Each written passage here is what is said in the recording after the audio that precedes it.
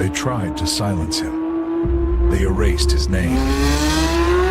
But he rebuilt from nothing. He fought every algorithm. They tried again and failed. Now he's back, stronger. From blackout to spotlight, he's at the White House, at the top of his game. Franchi lives. You are about to enter another dimension, the dimension of truth, unfiltered and uncensored. Welcome to the Raw Feed with Gary Franchi. Welcome to the Raw Feed. I'm Gary Franchi, coming to you live from the heart of America. Unfiltered truth to millions on YouTube. Hit those donation links below. Every contribution powers our gear. Every contribution keeps the party going. Help me help you. Hit those donation links. YouTube channel memberships. Special acknowledgement in the fellowship. Your super chats keep me standing. Your Rumble rants fuel every round. Say hello to super chats. Spread the intel. Every repost extends our reach. Super chats fuel this spectacle. Your Rumble rants give me strength. 24/7 members only community. Behind the scenes discussions. Connect with fellow patriots. My mama always said, life is like sharing the truth. Text this stream to your friends. What if I told you the app is real? Download the Next News Network app. Android users, take the Google Play path. iPhone users, App Store awaits.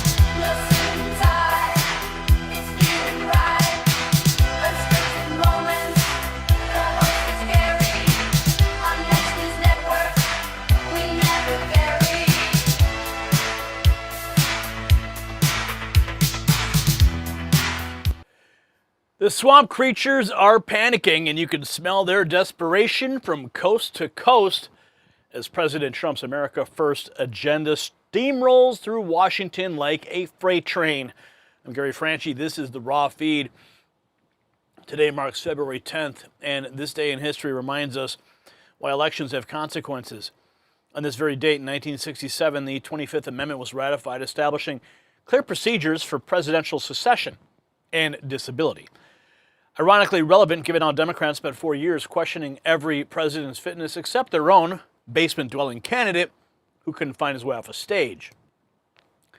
Tonight we're cutting through the mainstream media's smokescreen to bring you 5 stories that expose exactly what's happening in Trump's America versus the opposition's desperate attempt to maintain their stranglehold on power. First, we're heading to West Africa, where 2 American pilots, including one from New Jersey and one from a town near me, are trapped in a Guinea prison after what should have been a routine refueling stop turned into a nightmare involving AK-47s and foreign military forces. While our citizens sit behind bars in horrific conditions, you have to ask yourself, where is the outrage from the same people who screamed about Americans detained overseas during the previous administration? The silence is deafening, and we'll tell you exactly why the story is not getting the attention it deserves, and we are doing everything that we can to raise the visibility. But there is good news we'll be bringing you shortly, however, some horrific developments overnight. And then we're diving deep into the economic powerhouse that Trump just unleashed in his first just over a year back in office. The numbers are staggering. GDP hitting 5.6%, $18 trillion in investments flowing into America. Construction booming from sea to shining sea. But here's what's really telling. Democrats have completely abandoned talking about affordability because Trump solved their manufactured crisis. Peter Navarro is predicting Dow way past 50,000. The left is already preparing their lawsuit threats because they just can't handle the winning. We're going to break down why Trump's economic miracle is driving his enemies absolutely insane. And speaking of insanity, our third story takes us inside the deliberate sabotage of ICE operations by rogue government employees with radical politicians who think they're above federal law. Of course, Tom Homan is fighting back against the jurisdictions that want to have their cake and eat it too, demanding criminal arrests while blocking access to jails. But it does get worse. We've encountered evidence of a Cincinnati 911 operator actively doxing ICE agents' locations in real time, putting law enforcement lives at risk. This is not just obstruction, it is a calculated attack on the rule of law. And we're going to name names. Our fourth investigation exposes the house of cards collapsing in California as Gavin Newsom's empire of fraud faces federal scrutiny. A judge just demolished Newsom's attempt to force federal agents to unmask themselves because apparently protecting criminals is more important than protecting the officers arresting them. And of course, remember when they always demanded you wear a mask in California? Yes, we recall how Gavin Newsom responded then. And of course, the homelessness crisis there has exploded beyond recognition. Medicaid fraud allegations are piling up, and Newsom's dramatic speeches about Trump being destructive, well, they ring hollow when his own state resembles a third world disaster zone. We've got exclusive footage that will make your jaw drop. And finally, we're celebrating something the fake news media refuses to acknowledge, the historic crime rate drop that's already happening under Trump's leadership. 5 major cities are begging for federal intervention. Los Angeles was saved from Olympic disaster by National Guard deployment. Drug seizures are breaking records daily. Over 1,200 pounds of methamphetamine disguised in lettuce shipments just got intercepted by Trump's enhanced border security operations. Now, these are not coincidences. This is what happens when you have a president who actually wants to protect Americans. Each of these stories connects to the larger battle for America. On one side, you have Trump delivering results, protecting citizens, and rebuilding our economy. On the other side, you have saboteurs and fraudsters and career politicians whose only skill is manufacturing crises they can't solve. See, the Raw Feed doesn't just report the news. We expose the truth that they don't want you to see. And tonight we're pulling back the curtain on the deep state's final desperate attempts to derail the America First movement. And trust me, you won't believe just how far they are willing to go. So buckle up, patriots. There's going to be one explosive couple of hours of live streaming truth right into your veins. Let's welcome you to the show. Dave Wallenberg is here. Melissa Skinner is here. Jeffrey Ross as well. Damon Gore, good to see you. Corinne Lynn. Tito's Kills in the house. Sandy Queen. Karen Finley. Ron the Don. Bill's Rules. Everybody's piling in. And let's see if there's any super chats to speak of. And then we're going to get into our first topic of the night. Some new developments on that story we've been tracking out of West Africa. Ruby Hoove just looks like gifted a membership to 111CK, and Curio dropping $1.99. What do mermaids use to wash their fins? Really? Good God. Tide. Okay, all right. This guy, every show, this guy shows up, and we appreciate the contributions, of course. But the jokes, my God, they're just the worst dad jokes that you can write. I don't know. He's probably, why don't you go get one of them Truly Tasteless joke books, right? Yeah, I dare you to put something like that in here. Believe me, I celebrate the entire library. In fact, I grew up with them. Okay, so we got to get into the this top story right now. So there have been some developments. Craig is back.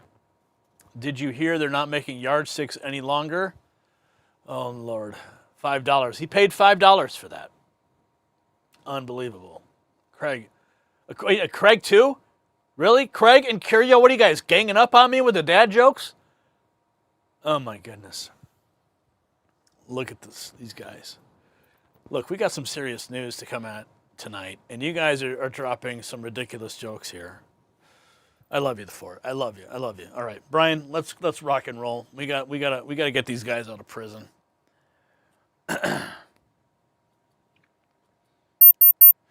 Two American pilots are trapped inside a Guinea prison during a deadly riot. Military forces opened fire with live ammunition. Tear gas filled the air, and dozens are reportedly dead. These men were simply refueling their plane when armed soldiers surrounded them with AK-47s. Now they're calling for help from inside a war zone. But here's what makes this story absolutely infuriating. We've been tracking it since Friday. Fabio Espinal Nunez from New Jersey and Brad Schlenker from Chicago, they've been held for 6 weeks after what should have been a routine fuel stop. Guinea military stormed their aircraft with over 100 soldiers screaming in French while pointing assault rifles. Now, the pilots say they followed proper procedures, but Guinea claims that they violated airspace without permission. Now they're trapped in a prison riot with gunfire and tear gas, despite a court order for their release. Their families are begging for government intervention, but so far we have not received any response from the White House. We have reached out. We are still awaiting. Now these Americans, they're under fire, and we are desperately waiting for the president and the State Department to react. And speaking of being trapped in dangerous situations that you never saw coming, something is brewing and you can feel it. Well, the problem, you never know the full story until after the crash, after the collapse, after it's too late. Now, these pilots thought they were making a simple fuel stop. Now they're dodging bullets in a foreign prison. But here's the brutal truth. You can protect yourself after disaster strikes. You have to be ready now. Now, all this uncertainty, the chaos, the warning signs around us may be pointing towards economic catastrophe. While our government fails Americans abroad at the moment, smart people are protecting their wealth with precious metals. Noble Gold Investments helps you secure real assets before the next crisis hits. Don't wait until you're trapped. Visit nextnewsgold.com or call the number on your screen and see if you can qualify for one of these 3-ounce American Virtues silver rounds. Now let's get back to these Americans who have been so far abandoned. Now, over the weekend, CBS News picked up on the story. I did reach out to the White House. I did get a response. I believe they are actively formulating a response.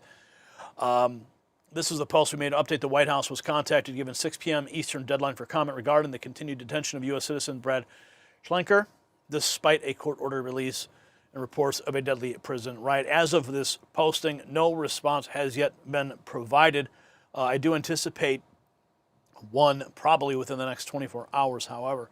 And the good news is after we aired that report on Friday, CBS News and the New York Post covered it over the weekend. This is the report that came in from CBS News. It gives you some good background, and then we're going to go into my exclusive interview with John, who is Brad's brother, and we're going to play for you the audio recording that happened inside the prison when Brad called John to tell him what was happening about the riots and just I guess, 35 inmates massacred at the prison. So you can imagine the terror of these two Americans having to witness this. And well, you're going to hear it all firsthand. But let's go to this report real quick here from CBS, give you some good background. Brad Schlenker's family says this all started with what they describe as a paperwork issue during that fuel stop you mentioned in Guinea. His family has been making consistent calls to state, local, even federal officials for help to try and finally bring Brad home. I'm still being held without any justification. So it's just absolute madness. Inside a Guinea prison in West Africa for 41 days, Brad Schlenker from Wheaton explains what happened to him when he landed a private plane in Conakry, the capital city. And opened the door and were met with multiple machine guns, 3 armed vehicles, and about 80 other heavily armed individuals. Schlenker is a pilot and, according to his family, a good one with 40 years of experience. He was arrested in Guinea along with his co-pilot, an American citizen from New Jersey. It was supposed to be a brief fuel stop, flying a family on their private plane en route to Dubai. His brother John says what authorities there are calling a paperwork violation quickly escalated into a prison stay. In his eyes, he didn't do anything wrong. He was cleared to land and has that actually recorded on tape. John says Brad calls home daily from jail and that as an American he's being treated well, but desperately wants to come home to his wife and kids. The family has reached out to the U.S. Embassy, members of Congress, private attorneys, but John says the response has been frustrating. I think he knows that he will get out. It's just a matter of when, but after 44 days of being in prison, you probably go through some periods of immense stress and desperation. Like, are you guys doing anything? What's going on? Now, Brad's family is hoping that pressure from federal officials, even the White House, can finally bring Brad home. We're live in Geneva. I'm Marissa Perlman, CBS News, Chicago. So here's the part that should really make your blood boil. A Guinea court actually ordered these pilots released, but they're still sitting in prison. Local authorities are ignoring their own legal system. Meanwhile, family members are making desperate pleas on social media because traditional diplomatic channels have failed. Brad's brother is literally begging people to share their story because the mainstream media won't cover it properly. And thankfully, though, we are getting some traction now from CBS and the New York Post. So Brad called me today with a desperate plea, and I want to get into that. But first, you can see some of the images. This was the early detention that happened right after they were arrested on the tarmac. And these are the early conditions as well. Of course, these are not the conditions currently because now they're in a prison. They were sleeping on the floor. And, of course, the cash demands, the extortion that's being demanded by the family. We're going to get into that, too, with John. And, of course, the understaffed embassy. We'll talk about that and what that means, because there literally is no ambassador on the ground there, just junior staffers with no real authority. And, of course, that we need to have top-level U.S. intervention right now to end this entire thing. We're going to get into that right now. I'm going to get you the video of my exclusive with John speaking out after his brother called him from inside the Guinea prison, reporting on the riot, the military response, the gunfire, the tear gas, and dozens killed. He remains jailed. So we need your folk. We need you guys to help us spread this far and wide immediately. Listen. Got some breaking news. Remember that story we brought you last week of the American pilots who are being basically held hostage in a Guinea prison? It's gained some traction, and we're excited to see that from some of the mainstream news outlets like CBS and the New York Post. But there's been some shocking, absolutely shocking developments. I'm joined now by one of the pilot, Brad Schlenker, his brother John, who just sent me some very troubling audio we're going to play for you from inside the prison. There was a riot that broke out. The military got involved. A gunfire, gunshots, 15 minutes back and forth. 35 or so prisoners are now dead. John, this is your first time here with us. First of all, how's your brother doing, and how's your family holding up right now? My brother's not doing very well. and that was the hardest, probably audio for me to listen to in my life. So to be honest with you, when you hear the audio, I don't enjoy listening to it because it's very, very troubling. And you know, Well, John, we're going to play it for the audience because the world needs to hear it. So if you're okay with that, we're going to present that. it's time to pull out all the stops. This is a life and death situation at this point. We've got some of the transcript here talking about waking up at 6:30 in the morning, a riot breaking out, prisoners revolted. So we're going to play this for you for the people right now. We got 2 recordings from the phone call. Did he call you? How did this phone call transpire initially? Yeah, he called me from inside the prison. And does he have access to a phone? How is that possible? Yeah, he's got access. Okay. I don't want to reveal if we don't Yeah. need to get into some of those details. But let's go ahead and we're going to listen to this first recording here. Hey, John, please deliver this to the appropriate party, to the White House. Marco Rubio, Mr. Trump. This is Brad Flanker calling you from Guinea prison. We're begging for help. Very scary morning. Woke up at 6:30 with a lot of yelling. A riot broke out. 2 of the buildings, one next to ours, prisoners revolted and they broke down gates. They went out onto the common area.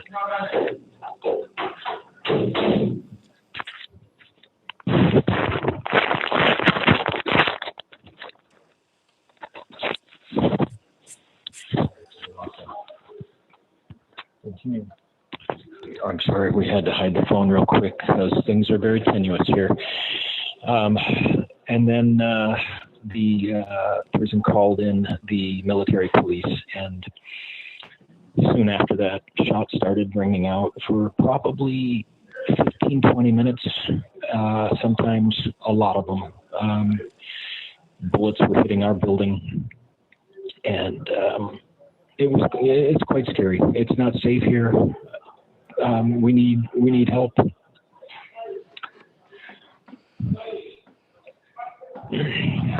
Sorry. 32 prisoners died.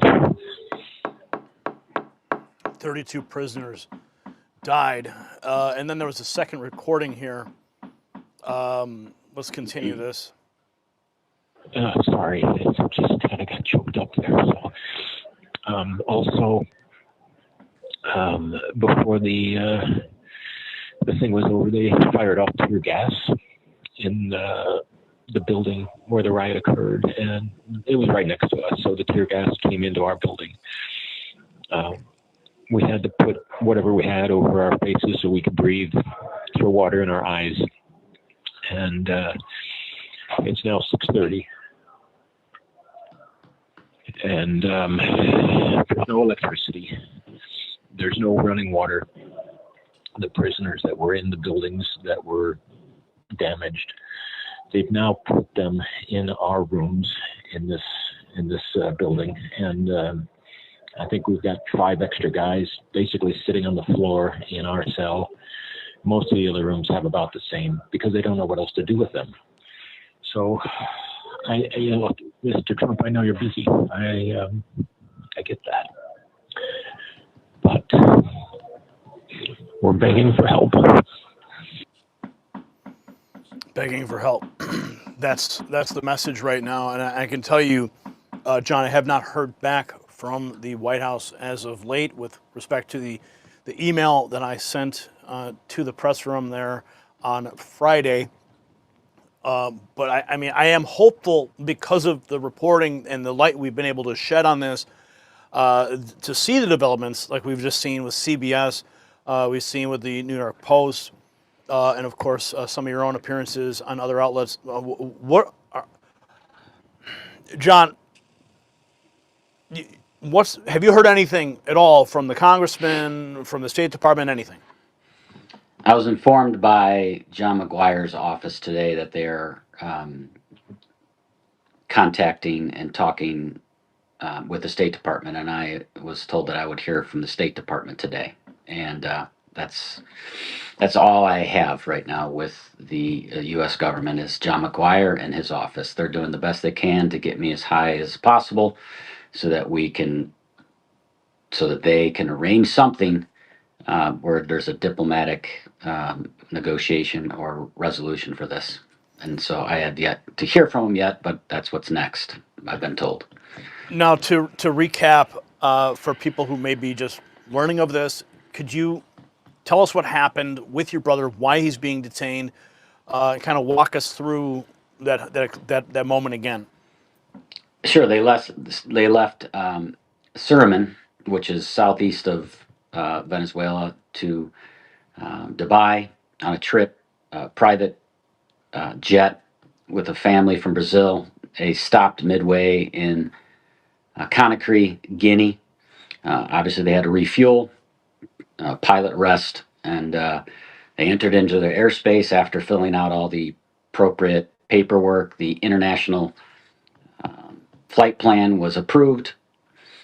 They were informed when they were approaching Guinea that they needed some specific landing permit. They looked for it. They couldn't find it in any of their records. They weren't able to call. They were not able to contact their third-party flight planning company because they were overseas. They didn't have a satellite phone. They got permission regardless from their superiors. They cleared them to land 3 times. And when they landed, they were greeted with machine guns, 80 armed guards. They were put in custody for 3-4 days in a police station. They thought they were going to get out and resolve this as an administrative issue, which is really what is at its worst. I ended up now being we're on our 44, 45 days of in being detained in prison, both Fabio and my brother Brad, as you see there.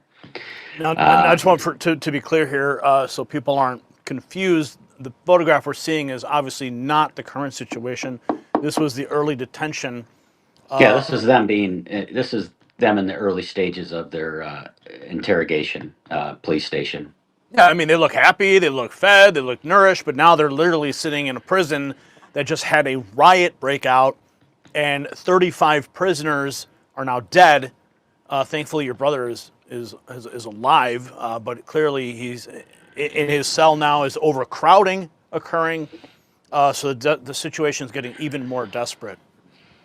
Yeah, it's one of those things where I don't know what it takes to get national attention and for this to get resolved, but this is now clearly a life and death situation, and it's pretty horrific. And as a brother, I'm pretty much one of the only voice pieces for him when he calls me. He has no power or control from there, and we all know that this has to come from the above at the diplomatic level, and I don't know what it takes to get to that level. I'm just a common person. We're just a common family, but you would think that in America, hopefully, we can get to the top so that we can get this resolved.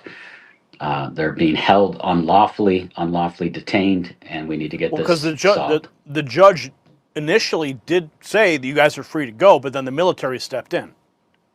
Correct, and the judge wanted to get 2 other judges to bolster up, his decree. So, and then things, got crazy. Who's in control, basically. So I need to ask you this because, and I know very little about the politics of that nation, but what I did learn on my initial investigation was that there was a coup, a military junta had taken over, and one of the primary locations for their takeover was the airport, probably one of the most valuable pieces of property there that's controlled by the government, which stands to reason why they were allowed to fly in. And my suspicion is that they saw, a fancy jet, American pilots, rich family being flown around, They saw a cash cow, they saw an opportunity, and I mean, this is just speculation, of course, but with respect to the military had taken over the airport, that they probably said, okay, yeah, let them land, and then we're going to go get them, because it almost happened simultaneously. Is that a fair assessment? Well, they very easily should have and could have said, sorry, you don't have the specific landing permit needed to land here. Go to your alternate. And they would have said, no problem. And they would have went there. But they almost baited them in, as you said, and allowed them to land. And now we're on our 45th day, having two American pilots held hostage over what should have been a administrative error that should have been resolved in 2 to 3 days with the embassy. Now we have two people fighting for their lives, and who knows if we're going to get them out of there alive. And your family's already spent thousands of dollars trying to pay respect to the military?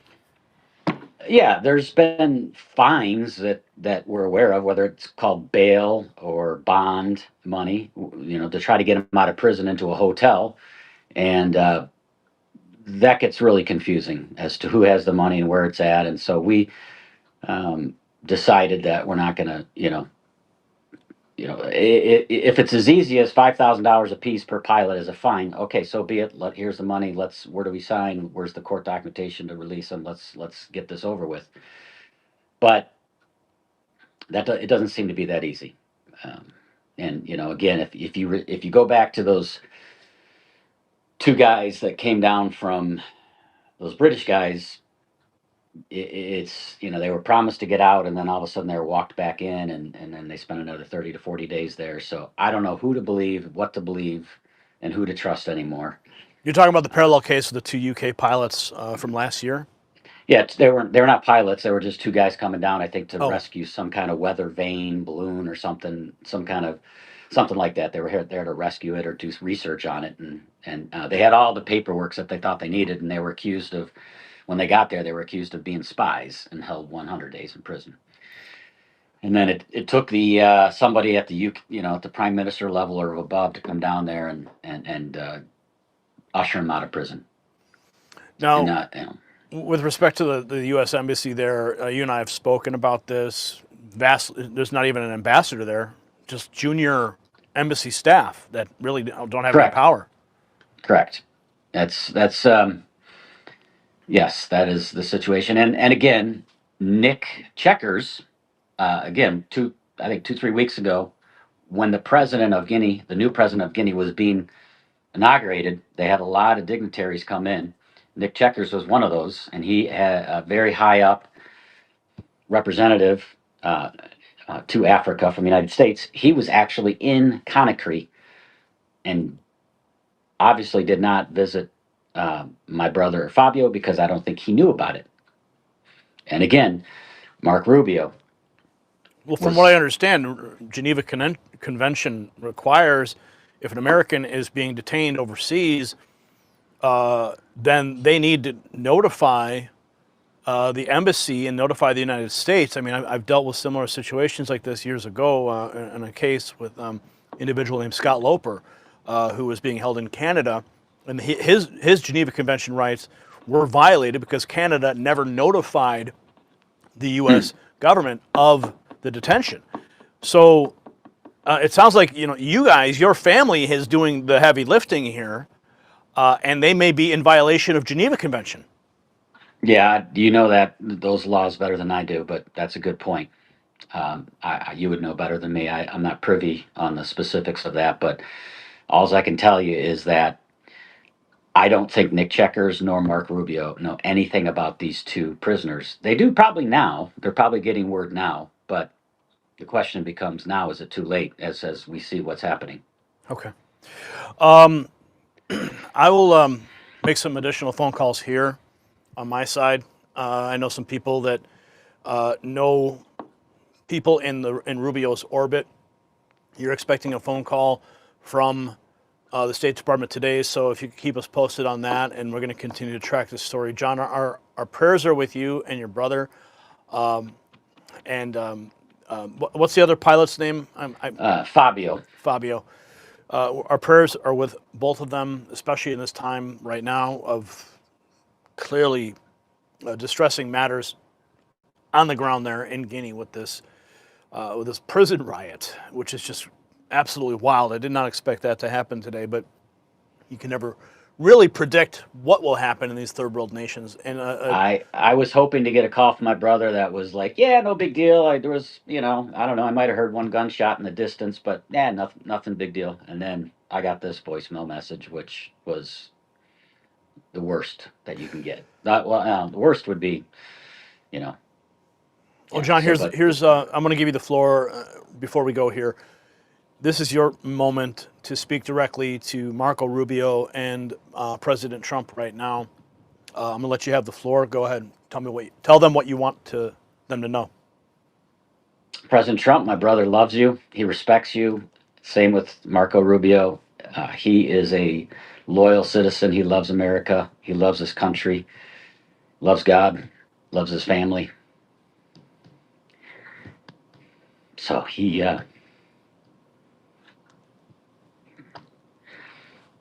just needs some help. All right, John. All right, we'll keep on this story and keep me posted, and keep your family in our prayers. All right, thanks. All right. Okay, guys, we need all hands on deck for this right now. Please, you heard the heartfelt plea right there to the President of the United States, to Marco Rubio. We need your prayers up right now. Okay, pray for safety and pray for a swift resolution from the executive branch here, from the president to the State Department, so that no more lives are lost, and then we can get these pilots home to their families immediately. And I need your help right now to please repost this so we can get even more coverage on this. We're getting some coverage right now. We've seen from CBS, we've seen from the New York Post as well, but this is it's not enough. We need everybody in America to understand what's at stake here, what's happening, so that we can get these guys home. Thank you for watching. Thank you for sharing. So that was my interview earlier today, and we have some interesting video that just came in from the prison riot, gunfire erupting in central Conakry, Guinea's capital, near its main prison, causing major chaos. Reports suggest a possible jailbreak.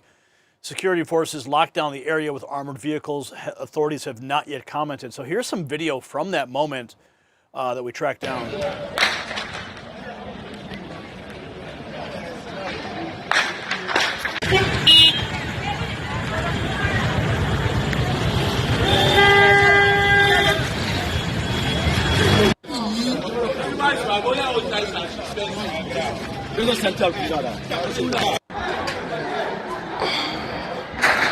Alors, à l'instant où je fais cette vidéo, les tirs continuent toujours aux alentours de la maison centrale. Et d'ailleurs, cela s'est propagé. C'est toute la ville de Kaloum maintenant qui est prise plutôt.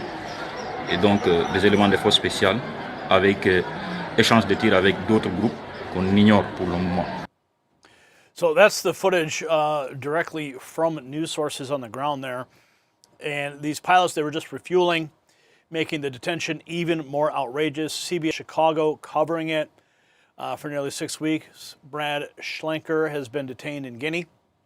His family said the U.S. government has offered little help so far. And here's more. DNA covering it. 2 American pilots jailed in the Republic of Guinea after refueling their plane. They're accused of violating the country's airspace. Will have to spend 6 weeks in prison. Authorities say they did not obtain permission before landing. And that, of course, is disputed by the pilots and their own recordings. This is the New York Post when they covered it over the weekend. And we also have this. I'm tagging the powers that be about this. The American pilot being held in Guinea simply refueling his plane and fiancée. Lauren, our dear friends of ours, please watch the video, repost and continue to tag so we can get our friend home safely. So that looks like Fabio in the middle there. And of course, there was also coverage in New York as well. Let's see what they had to say there. 2 pilots, including one from New Jersey, jailed in a West African country for almost 6 weeks. And they tell CBS News New York that it happened when they landed to refuel. Christine Sloan spoke with the 2 men on the phone. Ewing resident Fabio Espinal Nunez has years of experience as a pilot, but the 33-year-old tells us nothing could prepare him for the terrifying ordeal around 6 weeks ago when the Republic of Guinea military forced its way on the plane he and co-pilot Brad Schlenker had landed in the West African nation in order to refuel. There were around 100 army people, and they were pointing AK-47s at us and talking in French, which we do not know. More like screaming in French. Nunez and Schlenker speaking to us on the phone from the prison they're being held in Guinea, describing what sounds like a scene out of a movie. Around 4 to 5 heavily armored vehicles pointing guns at us and saying that we need to go to the ground. We've got the transcripts of the radio transmissions, all clearly revealing the fact that we were innocent and ambushed. Nunez was flying a Brazilian family from Suriname to Dubai on a private plane. The flight log given to us shows they had clearance to land, but the government charging them with violating Ghanaian airspace. The military has taken over the government there, and for whatever reason, the civil government is allowing their release and the military is not. Nunez's fiancé asking the U.S. government to step in. They say the embassy there isn't doing much. We're begging for their release. I mean, this has been over a month. We're scared. Mr. Trump, can you please come down here and get us out of here? We reached out to the U.S. State Department, but no one has gotten back to us. Congresswoman Bonnie Watson-Coleman's office also says they're looking into Nunez's plight, but he says he's losing hope. Hopeless and helpless, too. It's been terrible here. Stevenson says 3 judges from the civil government have already cleared the 2 who are expected to be in court in the coming weeks, but the hope is that the U.S. government will get them out before then. In Ewing, New Jersey, Christine Sloan, CBS News, New York. The pilots tell us that the family they were flying is now holed up in a hotel, and they are the ones ordering food for them to be sent to where they're being detained. We also did reach out to the Republic of Guinea's mission here in New York. They said that they'll get back to us soon. So we're still waiting for the White House to get back to us. We have an email out. We did notify them on Friday. And then we also put out another email, and they did respond to that email. They specifically asked what time the deadline was.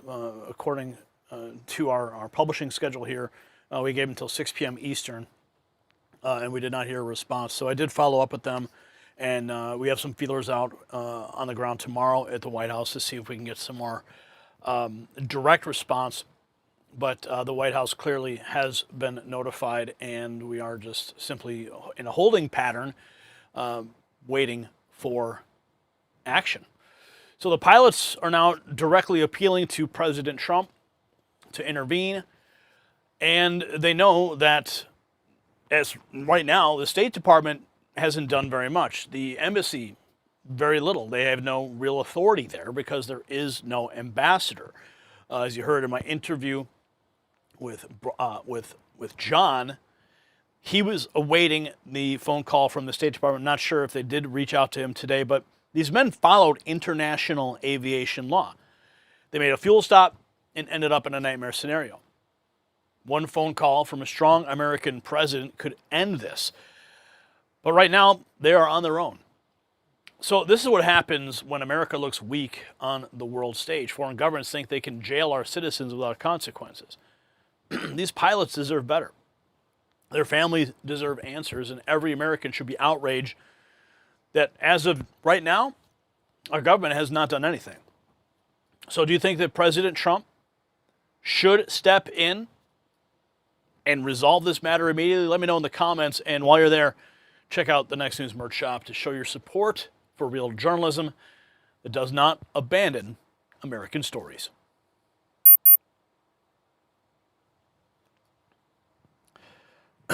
Okay, we got some action coming through here on the Super Chat side. We'll get to that. Let's see, we have James Fay dropping 10. Thank you, James. Ruby Hoove gifting another membership as well. Christy, we appreciate you dropping $2.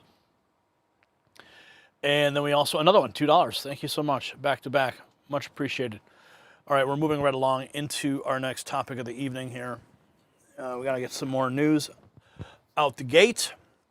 And we're not stopping here. We're just continuing. And you guys, seriously, when these stories drop, we'll be putting them out on the channel as individual reports. Please share them. Also go to our X account and share the report about those pilots so we can get as much visibility on the story as possible. Okay, Brian, I'm ready when you are.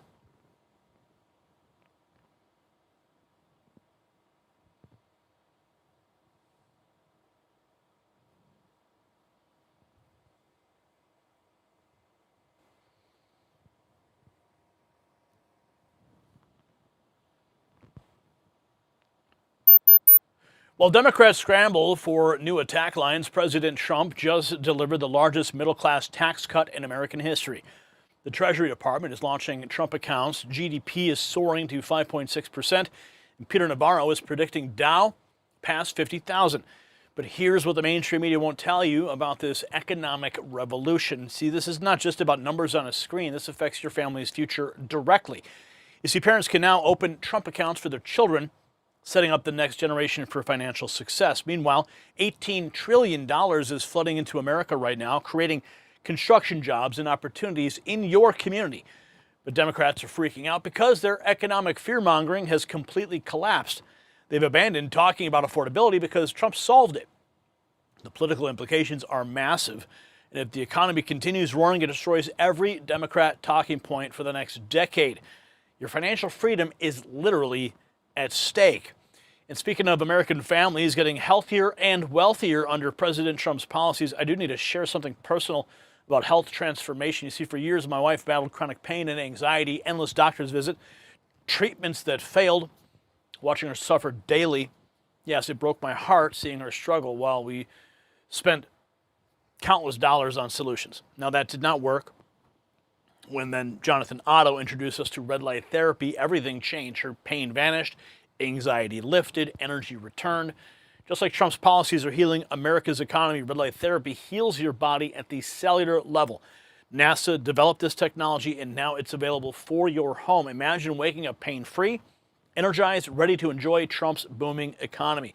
Visit the website that is linked in the description to discover the same transformation that my family has already experienced, and make sure you use the promo code to get the exclusive discounts just for Next News viewers. And just like Trump's economic policies work, this technology works, and both gives you real results.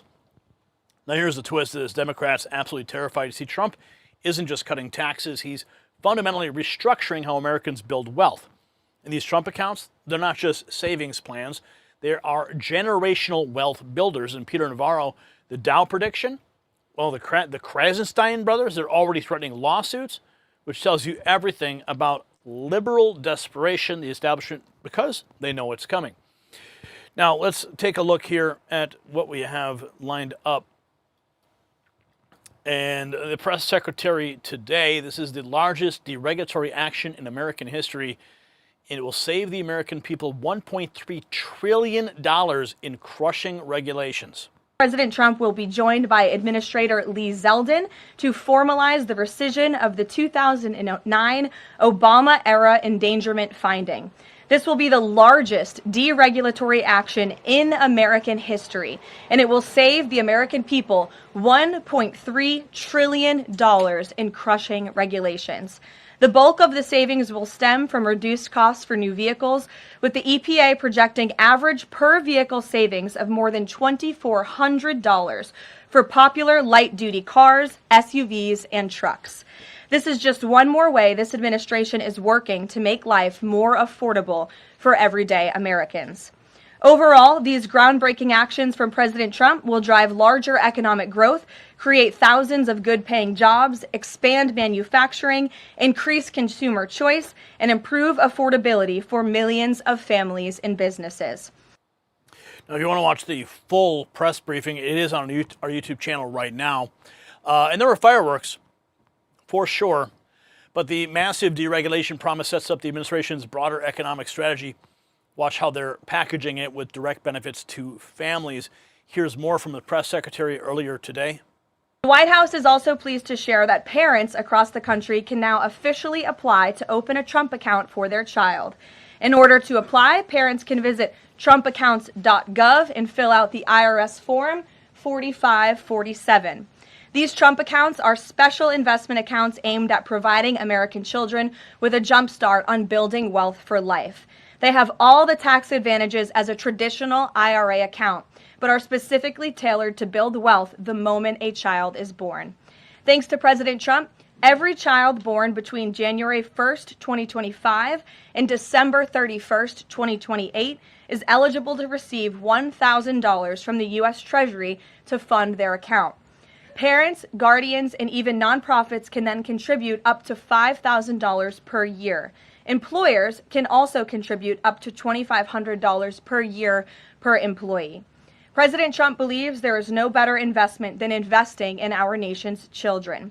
If you are a parent who maximizes contributions to your child's Trump account, its projected value could reach nearly $1.1 million by the time your child turns 28 years old, based on average historical stock market returns. Safe to say, the Trump accounts will give a substantial head start to position the next generation for a brighter future. And with the stock market exploding under President Trump's pro-growth policies, there has never been a better time to sign up for an investment account like this. The Dow Jones just shattered 50,000 for the first time ever on Friday, and the S&P 500 and the NASDAQ continue smashing record after record. So with President Trump in charge, Americans' 401ks and retirement savings are booming once again, and these new Trump accounts for America's kids will boom too. So with that, once again, every parent should go to trumpaccounts.gov today, and I'm going to put it on my own personal to-do list to sign up for one as well. And you can guarantee that I will as well. And think about, like grandparents like to give gifts, and relatives and aunts and uncles. I'm just going to be like, hey guys, if you want to give the kids any gifts, just throw some cash into their Trump account, because I think that's the best investment that they can have. Especially, imagine when they turn 18, 20, 21, and you heard what she just said. The value of these accounts is going to be enormous. I mean, the kids will be millionaires. I think it's great. Now, let's continue, because we got some more news on that front. But did you notice how it's IRS Form 4547? Did you catch that? I'm sure that's not a coincidence either, but it certainly makes it a lot easier to remember. IRS Form 4547. The Trump account rollout shows they're moving from regulatory cuts to actual programs, but the real headline is coming with the tax refunds. Here we have more from the press secretary. Other news this week, thanks to President Trump signing the largest middle-class tax cut in history, this is shaping up to be the biggest tax refund season ever, and we are in it now. President Trump and Republicans fundamentally believe that Americans deserve to keep more of their hard-earned money, not less, which is why he fought so hard to deliver this long overdue relief. From no tax on tips, overtime, or Social Security, to auto loan interest deductions on new American-made vehicles, plus increases to the standard deduction in child tax credit, more money is flowing back into the pockets of hardworking Americans. We're already hearing from everyday Americans across the country who are reporting substantial tax savings thanks to the Working Families Tax Cut, which every single Democrat in Congress voted against. AMAC, which represents millions of Americans, has heard directly from more than their 1,000 members already about how the Trump tax cuts are easing cost of living concerns. I wanted to share a few of those powerful responses with you today. This one comes from Dean and Wendy in Wisconsin, who says, quote, instead of paying out $3,700 last year, we got back $2,500 in refunds this year. This is huge for our family. Steve from California said, quote, the new senior citizen deduction is a tremendous relief and has given us peace of mind and the freedom to truly enjoy the retirement years we worked so hard for. Eric from Nevada said, as a senior, no tax on Social Security helps me tremendously. The no tax on tips helps my daughter-in-law as a waitress. The no tax on overtime helps my son, who works constantly. Our family savings from the One Big Beautiful Bill could total even more than $5,000. We love the Trump tax cuts. These are just a few positive examples of the everyday Americans that President Trump's tax cuts are uplifting. We'd love to hear more from the American people across the country who are benefiting from the working families' tax cuts. But of course, the press didn't care much about those positive points brought up by the press secretary. They want to talk about other things. And you can see it all. You can see the fireworks today at the link in our, or at the video posted on our channel direct. Our camera was there. Exclusive angle just for Next News viewers. Now we're hitting the money shot. Historic tax cuts mean record refunds, and they've got testimonials to prove what is working. James Blair, 47, the president is cutting taxes and growing the economy. Three big themes you'll hear us talk about, Bill. One, tax cuts. President Trump and the Republicans brought the biggest working families tax cut in American history, and every Democrat in Congress voted against it. So people are starting to see record tax returns right now. No tax on tips, no tax on Social Security, no tax on overtime pay, an increased standard deduction, which helps 90% of taxpayers. Every Democrat in Congress voted against all of those things. Two, as the president said, economic growth. Right now, the projection is 4.5% annualized economic growth. What you just saw this month, the numbers just came out from the Congressional Budget Office, are a 35% reduction in the federal deficit year over year, January to January for the same period. And that is because of our economic growth. And think about that. Under Joe Biden, it was going the opposite direction. And then third, President Trump is stopping big corporations from ripping off the American people. He's making them treat them fairly. So these are things like most favored nation. We're now we're having massive price cuts to prescription drugs. There was a Wall Street Journal article just last week that said for the first time they've ever seen, the prescription drug companies are cutting prices so that American consumers don't pay any more than consumers in foreign countries pay. The DOJ is investigating the big foreign-owned meatpacking companies, which have been fixing the price of beef potentially, which is why you see these prices so high at the grocery store. The president has rolled out a proposal to ban big institutions. These are big private equity funds from buying up American homes in the future and competing with the American people, average people that are trying to buy a home. He's rolled out a temporary 10% cap on credit card rates so that people don't pay these usurious rates he's talked about. So the president is cutting taxes, he's growing the economy, and he's bringing fairness to the American people so they're treated fairly by big corporations. Okay. And Democrats have fought that every step of the way. Of course they fight it every step of the way because Orange Man bad. Anything President Trump does that's positive for the American people, he can take credit for, and the Democrats just run kicking and screaming. Now the quote gives us a political frame. Watch how Trump responds to the criticism. You called it, you were on this program a long time ago, saying we're going to Dow 50,000. How do you feel today? It's nice to be right. We were talking on April 7th, thereabouts. The Dow had fallen to 38,000, and this was right around the time President Trump had announced the reciprocal tariffs. And Wall Street was in a panic. And what I said to you is that relax, it's going to 50,000. And the reason I said that is simply because Wall Street and Jay Powell do not understand how the Trump policies can actually stimulate non-inflationary, robust growth and rising real wages without a wage price spiral. And the way it works, Maria, it's the four engines of growth. It's basically a supply-side oriented approach. You have the tax cuts, which stimulate investment, 100% on expenses, stuff like that. You got the lowering the regulatory burden, which is a pure profit driver because it lowers costs. You got the strategic energy dominance, which doesn't just lower our transportation, our gas and diesel prices and heating our homes, but also things like fertilizer and therefore food prices. And you have the tariffs, which Wall Street has wanted to portray as inflationary when it's just the opposite. What you get with tariffs is you get a massive wave of investment. What does that do? That increases productivity, and productivity is the key to rising real wages. So everything President Trump does, going back to 2016, same 4 engines of growth. By the way, I made the same prediction back the day after the election in 2016, where I said when the futures were dead red down, I said it's going to 25,000 on the Dow. It hit that within a year. This time we're at 50,000 at the Dow, and it's only going to get better. The Krasensteins are freaking out. Trump White House official Peter Navarro guarantees no recession, and Dow 50,000 people have a genuine lawsuit against this guy if the Dow doesn't hit 50,000. This is so incredibly irresponsible. Please bookmark this clip for a future date. Oh yeah, well, I guess you're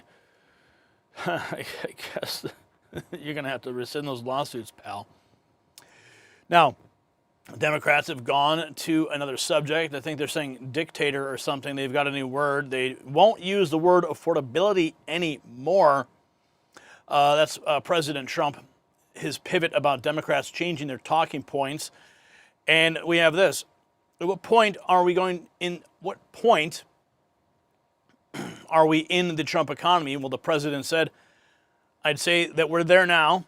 I'm very proud of it. We have a GDP of 5.6 despite a shutdown, 18 trillion being invested as we speak. You're already seeing it in construction. The GDP claim is Trump's big economic flex, but notice how they circle back to make it personal. The Treasury Department will create the Trump accounts first, and later families can move them to banks, credit unions, or investment firms. Interesting.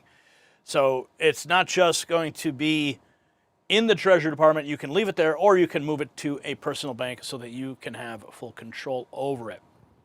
So here is the moment of truth. Trump acknowledged the largest deregulatory action in American history, saving Americans $1.3 trillion in crushing regulations, while the EPA repeals climate change regulations that were strangling businesses. Families are already seeing the biggest tax refunds ever. This is economic freedom being restored in real time. Now, the bottom line is crystal clear. Trump's economic agenda isn't just working, it's revolutionizing how America builds wealth, while Democrats search for new attack words because affordability no longer works. Real families are opening Trump accounts, seeing massive tax refunds, and watching their communities boom with $18 trillion in new investment. The construction jobs, they're real. The GDP growth is real, and your financial future just got a little bit brighter. You see, this is what winning looks like, and it's only the beginning. So do you believe that Trump's economic revolution will make your family wealthier? Let me know in the comments, and don't forget to check out the Next News merch shop to show your support for America First reporting. All right, it looks like you guys are trying to have a little bit of fun with me over here in the Super Chat world. But Steve Bishop makes a point here. I thought that was good. $15 he sends in to say, Gary, Trump should give Rubio a chance to resolve with positive diplomacy. If that doesn't work, Trump should give the next round to Secretary Hegseth, which will be a bit less diplomatic. Of course, referring to those pilots who are now being detained in Guinea, facing some very dire situations.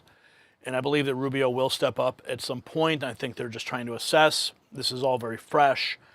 So sadly, the wheels of justice do move slowly. There's a lot of probably administrative stuff they have to figure out and sort out and get all the facts. I only notified the White House on Friday. The media pressure is starting to build up. And of course, I'm putting my own pressure on the White House with respect to the communications that I've put forward to get some movement and some reaction. So we'll see how this all plays out, but I'm confident we should see some reaction very soon from the White House officially. But with the escalation that we just saw, with the prison riots taking place right outside the Guinea prison and in the Guinea prison, with reportedly 35 inmates now massacred, makes the situation even more tense and requiring immediate diplomatic intervention. Jeffrey Ross, Mr. Gary, when does a joke become a dad joke? When it's apparent. My Lord. This guy spent $20 to send that in. I'll take it, though. Thank you. And then Jeff and Houdini. Another one. What did the doggy say at halftime? I don't know. I can't read emoji, but catch. I don't know. Can you guys read emoji? I can't read emoji. Looks like fox, paw, splash, rabbit. I don't know, but he sent $5 for me to say that. So I appreciate that, sincerely. Okay, all right. We're going to move into our next topic here. It looks like some of these are not showing up. Let's see here. Not sure why that is. Todd, I hope you're watching, Todd. Are you there, Todd?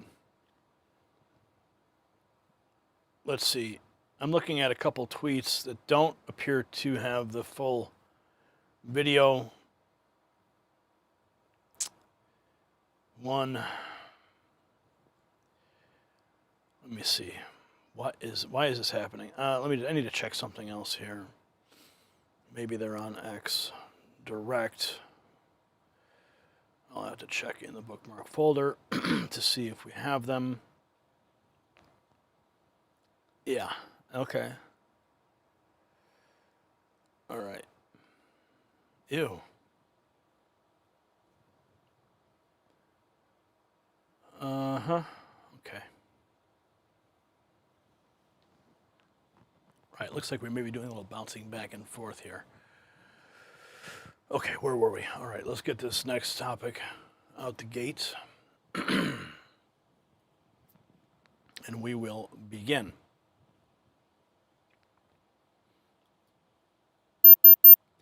A 911 operator in Cincinnati just committed a federal crime on Facebook, doxing ICE agents' locations to help illegal immigrants escape arrest.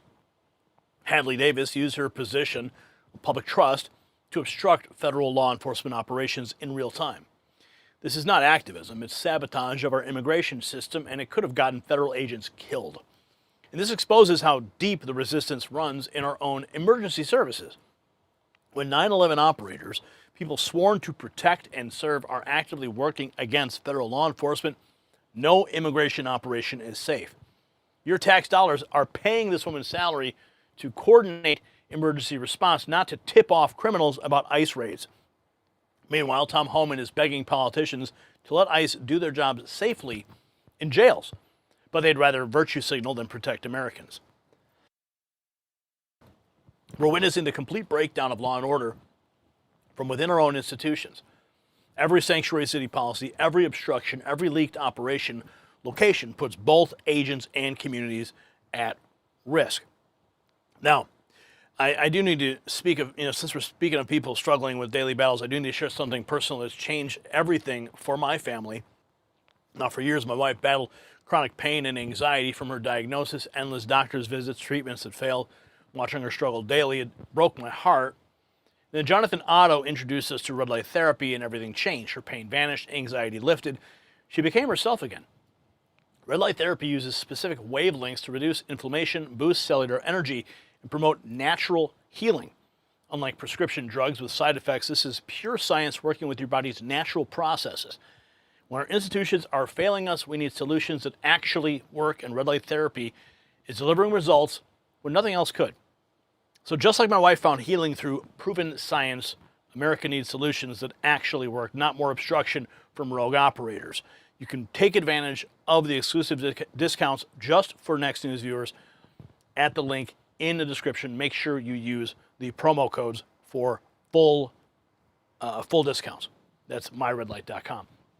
But here's what makes this even more worse. Hadley Davis proudly lists her credentials on LinkedIn as a professional first responder. And see, she's not a random activist. She's trained in emergency protocols and chose to weaponize her position. And the irony is staggering.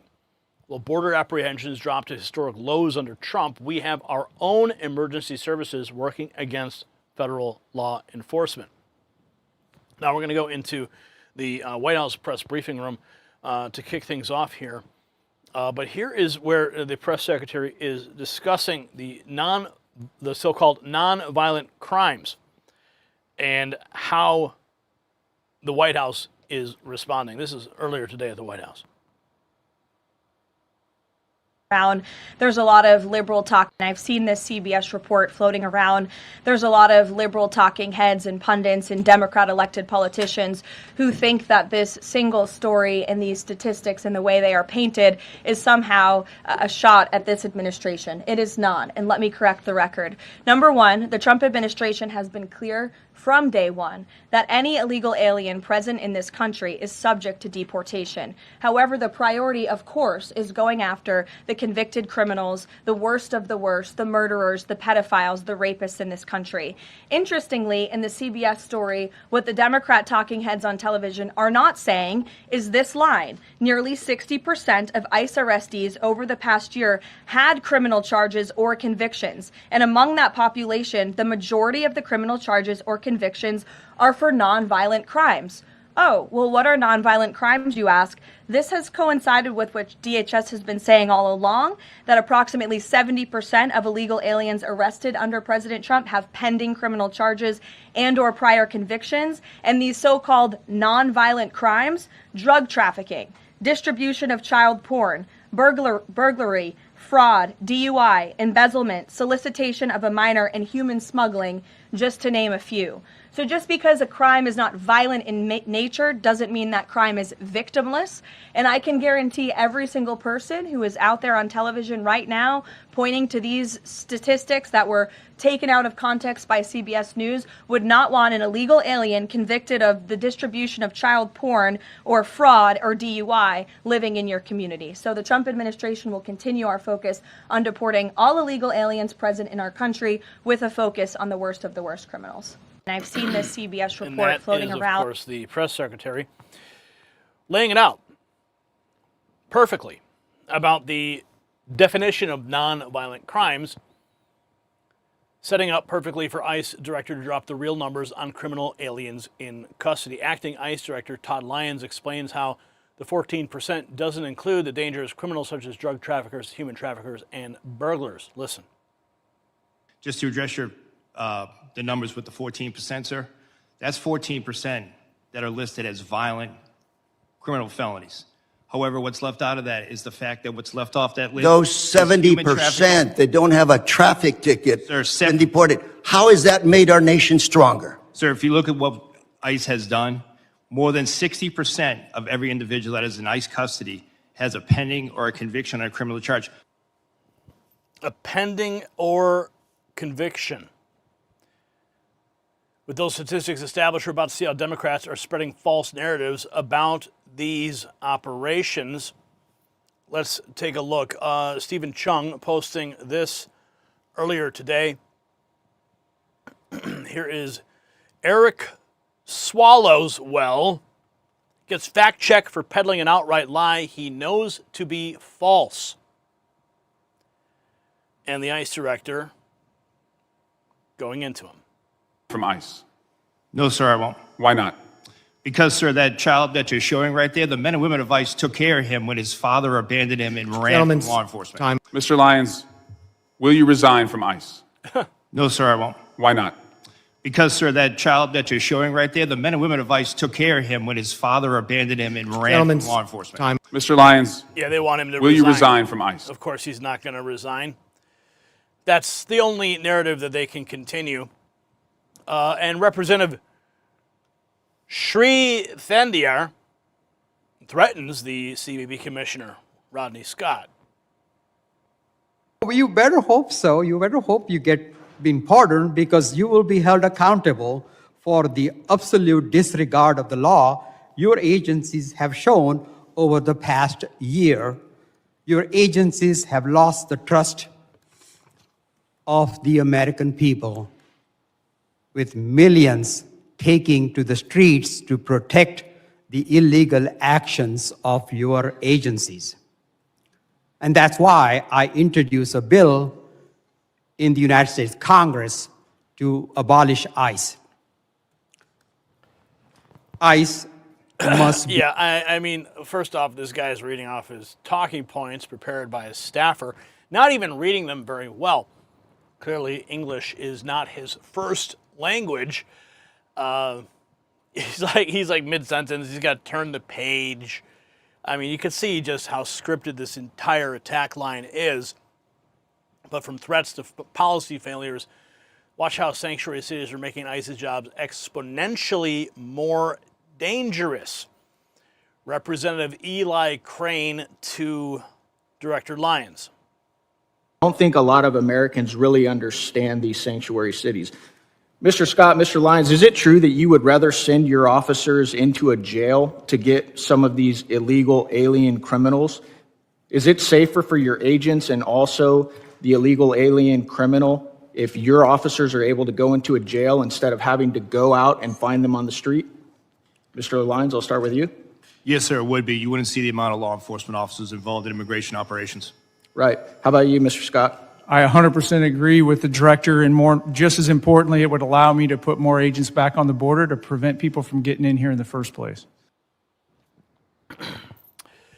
Seems pretty simple. The danger is real, but Swalwell's about to get completely destroyed when he tries to challenge ICE with even more false claims. Let's go to that. And we have this from, let's see, this is it. Swalwell walked into today's hearing with Customs and Border officials with confidence that was destroyed after the ICE Director Todd Lyons decided to bring up facts. For 5 minutes. A couple nights ago, I met with a woman who works as a cashier at a grocery store, and I told her I was coming to see you. Oh, wait, was she a Chinese spy? Is that where you make your rendezvous, Swallows? Well, I was at the grocery store doing a recon on my next victim. Yeah. Okay, Swallows. Well, whatever. Yes or no? I now recognize the gentleman from California, Mr. Swalwell, for 5 minutes. A couple nights ago, I met with a woman who works as a cashier at a grocery store, and I told her I was coming to see you, Mr. Lyons, and she said, will you ask him, and she didn't want to give her name. She was terrified to give her name. But she said, when I get off my shift around midnight and I walk through the parking lot to my car, she said, if somebody rolls up in an unidentified van and gets out wearing all black and their face is covered and they don't have any identification and they ask me to get into the van, how do I know who they are? How does she know, Mr. Lyons? How does she know if they're an ICE agent or bad guys? Sir, ICE agents have identifiable placards on their uniforms as well as their badges representative, but you won't see ICE agents rolling through the parking lots and just snatching someone up. ICE does intelligence-driven, targeted enforcement operations. Well, Mr. Homan and others have said that they target individuals based on the color of their skin and the accents that they speak, and that's why people are running through the fields and factories where they work. Director Lyons, last year you said in Phoenix at the Border Security Expo that you wanted to see a deportation process that was like, quote, Amazon Prime, but with human beings. Mr. Lyons, how many times has Amazon Prime shot a mom 3 times in the face? None, sir, but you're also...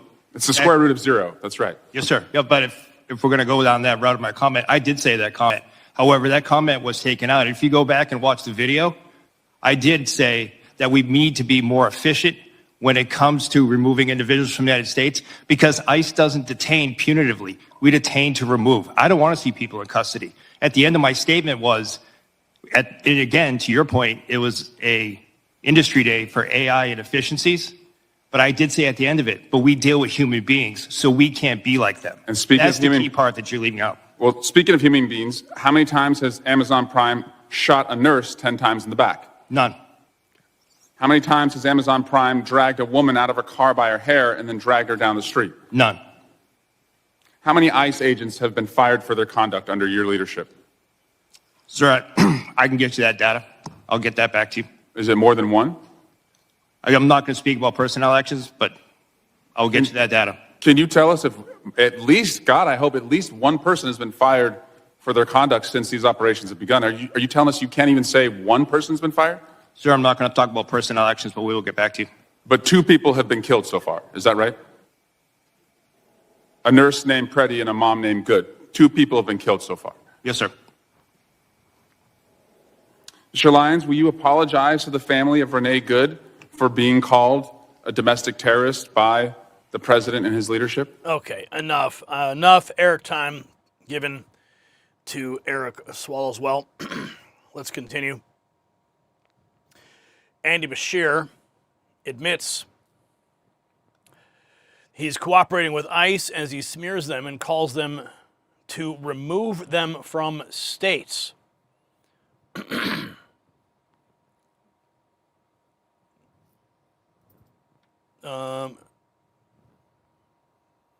Did my whole system just freeze up on me here?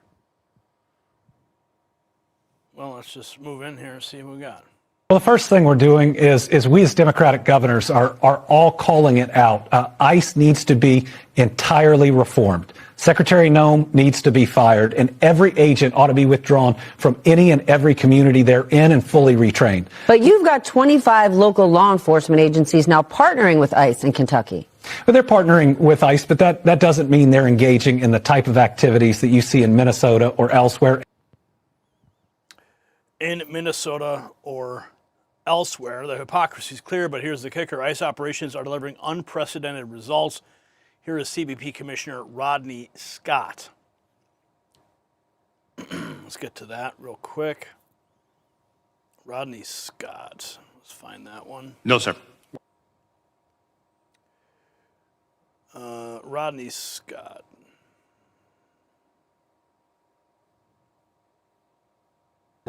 For the, oh, you better hope so. You better hope you get been pardoned, because you will be held accountable for the absolute disregard of the law your agencies have shown over the past year.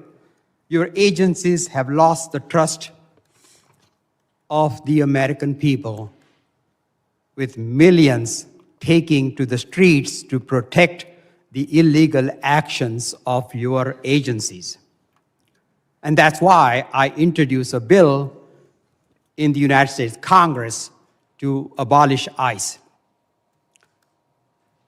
ICE must be abolished. Oh, you better hope so. You better hope you get been pardoned, because you... Okay, and we have some more here for you. Having some technical difficulties, but here is Senator Ron Johnson of Wisconsin condemning the elected officials who encourage Alex Preddy to put himself in harm's way. It seemed to be a Rorschach test. When you saw Alex Preddy killed, it was horrific. What did you think? Because that seemed to be a Rorschach test for people. So what ended up happening is the people who organized this, the elected officials who are encouraging this, they encourage Alex Preddy to put himself into harm's way.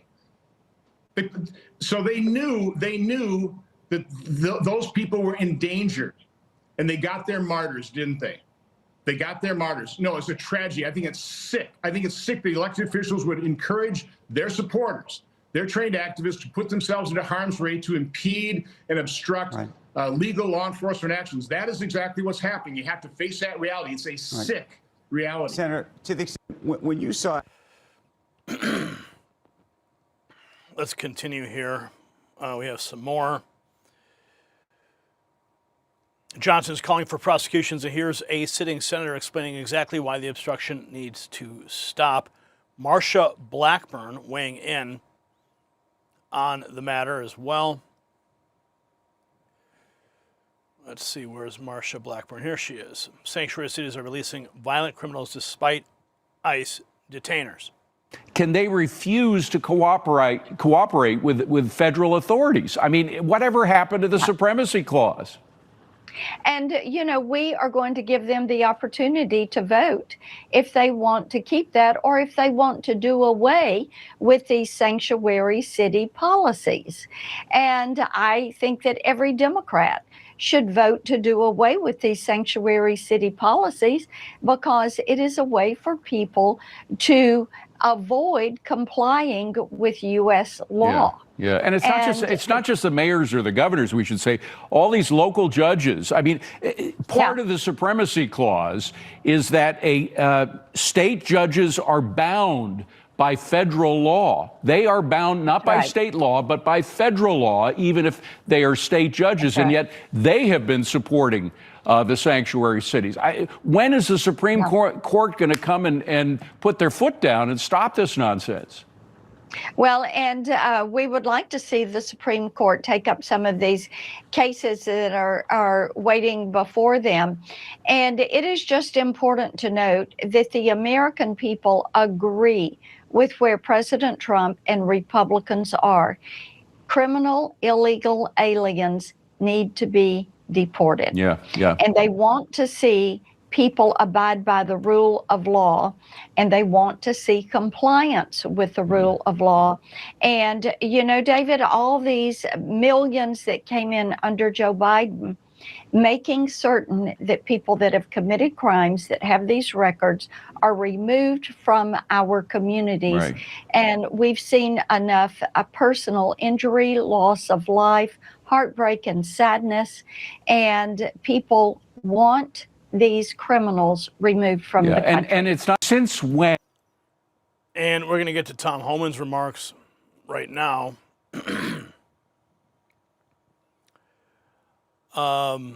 Here's President Trump. Let's just talk about the crime for a moment. Calls from your own supporters. You've had successes on immigration, some big ones. Illegal border crossings are at historic lows, but the entire country watched those videos of 2 Americans being killed in Minneapolis. Yes. You've gotten calls from your own supporters to make changes, and now you're pulling out some officers from Minneapolis. Are there more changes coming? Well, the reason we're pulling out because we've done a great job there. You know, we have crime down there, despite tremendous blowback from a governor that's incompetent and from a mayor who's just, I don't know what the hell, where he comes from. But the crime numbers in Minnesota and Minneapolis in particular are down 25, 30%. Because we've removed thousands of criminals from the area. These are hardened criminals. They came in, many of them, most of them came in through an open border, and we've done a great job. But look at Washington, D.C. It's like a safe city. You can walk to the White House. You didn't have to take an armored vehicle. You could walk. Washington safe. Look at what happened in Louisiana. I got a call from the governor. Right. Please do something with New Orleans. We went there 4 weeks ago. Crime is down 71%. Memphis, Tennessee, crime is down 80% after 5 weeks. And here's a big thing. Crime historically in this country, it's down at the lowest level it's ever been. And a bad word, murder. We've had less murders than we have had in decades. Yeah. One more question on the Super Bowl. And you know why? Because we're tough on crime. You've had successes on immigration, some big ones. Because we are tough on crime. Here is Tom Homan. But first, I want to get to this really sad reality. The 9/11 operator in Cincinnati, allegedly doxing ICE's live locations. Authorities reviewing potential violations of ORC 2921.13, falsification, misuse of official information, and 18 U.S.C. 1505, obstruction of proceedings. Hadley Davis, this is the post that she made on Facebook, allegedly. Cincinnati ICE is currently on the west side and also specifically at the Walmart on Ferguson. These are her Facebook posts, allegedly, going back to December. Hadley Davis, first responder, Cincinnati Emergency Communication Center. That's where your tax dollars are going. And we have this also, Secretary Noem getting tagged in these posts. 9/11 operator named Hadley Davis doxing location of ICE agents in Cincy. Clear violation. She works at the Cincinnati Emergency Contact Center. Now let's check in with Tom Homan. If you really want to, I am not a fool. I know there are people that want this to happen. There is a population there that wants the chaos. But for the politicians that say, we want you to arrest the criminals, we want you to target the criminals, but not let me in the jails, you can't square that. If you really want to arrest the criminals and target the criminals, which I do, then let us do it in the safety and security of a jail or a prison where it's safer for the alien, safer for the community, and safer for the agents. So for those, and there's many of them, on both sides of the aisle, says public safety threats are what you should be concentrating on. So everybody should come together and make that happen and give us access to the jails. I am not a fool. But of course, they don't want to get Trump to win. And that's what it comes down. He said it perfectly. Politicians want criminals arrested, but won't let ICE work safely in jails. And of course, then we discover the 911 operator actively sabotaging operations on social media. They're not just obstructing justice, they're endangering lives while demanding we trust them with our safety. This is exactly why Trump's mandate matters. Americans voted for immigration enforcement and not sabotage from within. Within our own security services, our own emergency services, when 911 operators become accomplices to criminal networks, the system is completely broken down.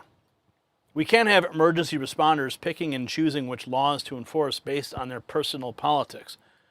Every leaked location, every obstructed operation, every sanctuary city policy makes America less safe.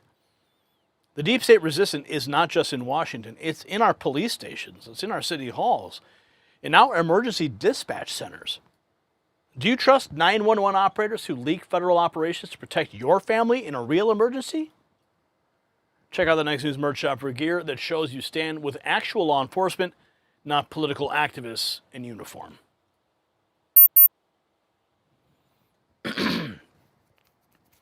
All right, Brian, thank you for coming in for the win there. A little bit wonky on that last one. I don't know what happened. You know, my computer decides to do a Windows update. And like right before we went live, I'm like, okay, yeah, you can do a Windows update. And it says, we'll do the Windows update in off hours. So I'm assuming, like, here I am. I'm working on the computer. I got things going. I got a live stream going. And my computer decides to freeze up. And then I restart it. And then it says, oh, we're going to go ahead and do a Windows update now. Oh, no, Mr. Gates. That's not what I asked your software to do. Anyway, Brian came in, helped me out, and again, we're having some bizarre situations going on with our bookmarking system, but we're going to get into that. Let's see, where is this? We're going into our fourth topic.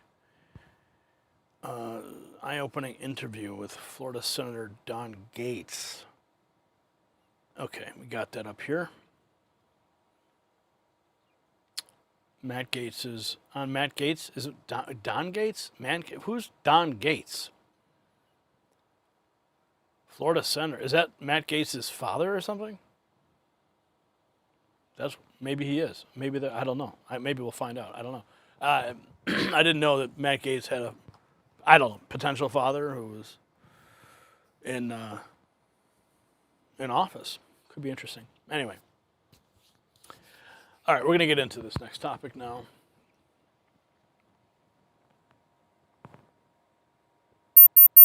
The numbers are staggering. California under Gavin Newsom has become America's fraud capital, with investigators uncovering billions in stolen taxpayer dollars across multiple programs. From unemployment to small business loans to healthcare fraud, the Golden State has turned into a criminal enterprise operating under the cover of progressive governance.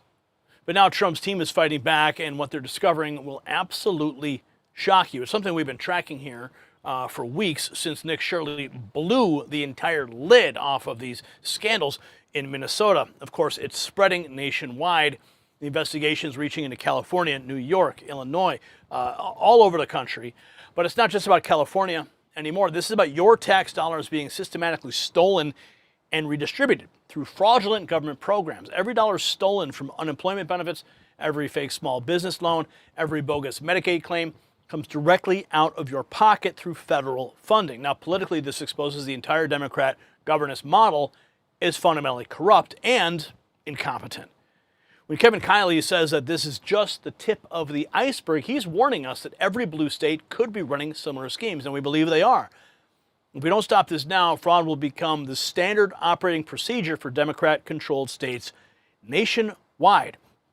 And speaking of things being exposed, here's something else breaking quietly that most people miss. While headlines focus on California fraud, the Trump administration just released a document that could fundamentally reshape the U.S. mining sector. Now, this is real. It's unfolding right now under Executive Order 14241. Now, this goes far beyond typical policy changes. We're talking about a complete restructuring of America's critical mineral strategy. The implications are massive for companies positioned in the right sectors. Now, Vizsla Copper, they've been tracking these developments very closely. What they're seeing suggests major opportunities ahead for strategic mineral assets. Now, the timing could not be more critical as America works to secure its supply chains and reduce dependence on foreign sources. Now, this is not speculation. This is actually policy in motion, creating real market dynamics that smart investors are already positioning for. Now, the resource sector is heating up fast, but you need to find out all. If you want to get involved with this, there is an exclusive briefing that has been prepared for you. It is linked down below, and we thank Vizsla Copper for supporting this program. But here is where it gets even more interesting. See, Trump's Small Business Administration didn't just find the fraud. They froze the accounts. We're talking about 111,620 borrowers with $8.6 billion in stolen pandemic funds. And that's just what they've caught so far. Meanwhile, federal judges are striking down Newsom's attempts to interfere with ICE operations. And investigators like Nick Shirley, they're documenting the crises that's draining billions more in fraudulent spending. Now, let's jump to this real quick here because we've got Matt Gaetz on One American News on his new show. I still wish he was back in Congress or even at the Attorney General's office.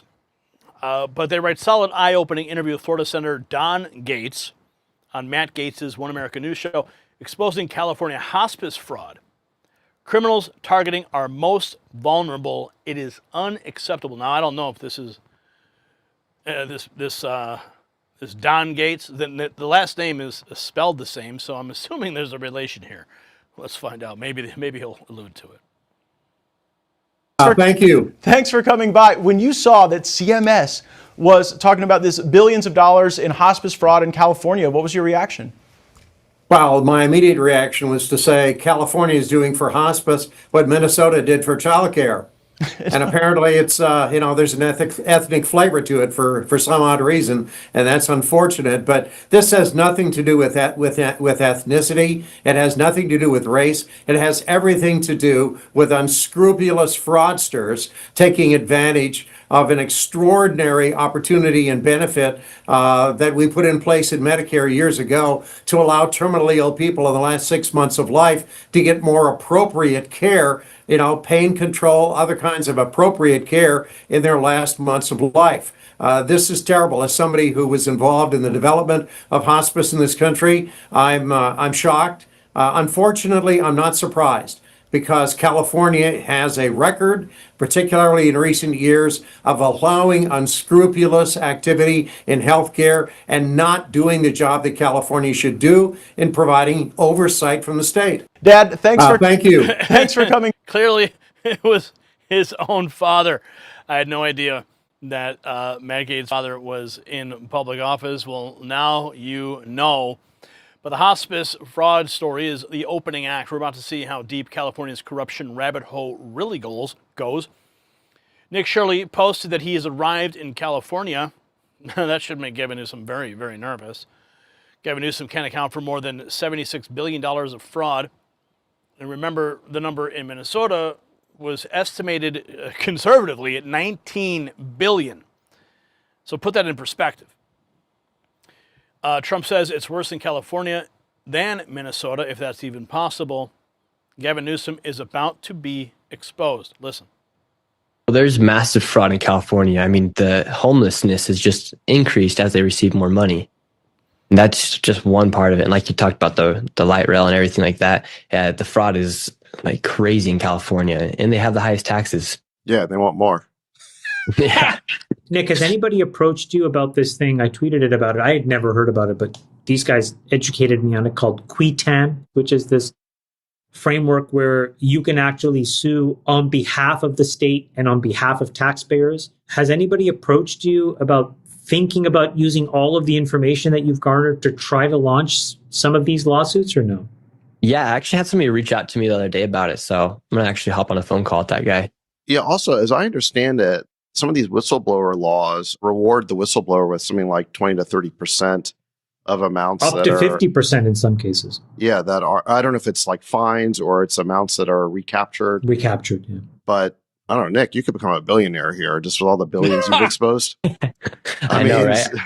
I got to sit down and figure it out. I know that's not why you're in it, but You'd be the most well-loved billionaire in America if you did Absolutely. Well, the way to do it is, since you're drafting off of these other news reports, is to set up your own tip line. So, Nick, what's your website? Or do you have a website where people can donate? And do you have a tip line? Because you wouldn't get the whistleblower awards for the stuff Fox 9's been doing for a decade, but for the next one, you could. So what is your website where people can donate, Nick? Yeah, everything just on social media. So they can message me on any platform. I should probably get a website going. Nick, what's your social media handle where people can DM you and donate? Yeah, it's just Nick Shirley. And if you go on X, I do have my tip section open. So if you would like to donate there, that gives them all the, whether it be Venmo, Cash App, crypto. While investigators are descending on California, the Trump administration is simultaneously dropping bombshell numbers that will make your head spin. The Trump administration has uncovered $8.6 billion in COVID-related small business fraud in California. Here are the actors in Minnesota. And, of course, California is next on the list. $76 billion figure got very specific. Now we have hard evidence of where billions of fraudulent dollars actually went. Trump exposing an absolutely massive fraud in Gavin Newsom's California. The SBA just froze 111,000 borrowers' funds connected to $8.6 billion in pandemic fraud that occurred under the Biden administration. Now that's a smoking gun, but this is where it gets even more staggering. A California congressman about to reveal the true scope. Kevin Kiley of California had this to say. Let's see here. Well, let's go to this is the fraud of the frozen $8.6 billion. Check this out. This is just the tip of the iceberg. I'm here in San Diego, standing at an address that is registered to 14 businesses that took $2 million in pandemic-era loans. Those loans haven't been paid back, but this is just the tip of the iceberg. Today, the SBA is announcing we're suspending 112,000 California borrowers who took potentially upwards of $9 billion. We're going to continue to work with our federal partners to ensure accountability for COVID-era fraud that the Biden administration tried to sweep under the rug. And just like Minnesota, California is another state whose socialist welfare policies have invited fraud. Well, the buck stops here. We're not looking the other way. We're prosecuting. There's going to be more to come. I'm here in San Diego. We are standing all looking forward to it. Every audit of a California program seems to uncover staggering fraud. $32.6 billion in unemployment fraud, billions in SNAP and Medi-Cal, millions of fake community college applicants. Only the tip of the iceberg.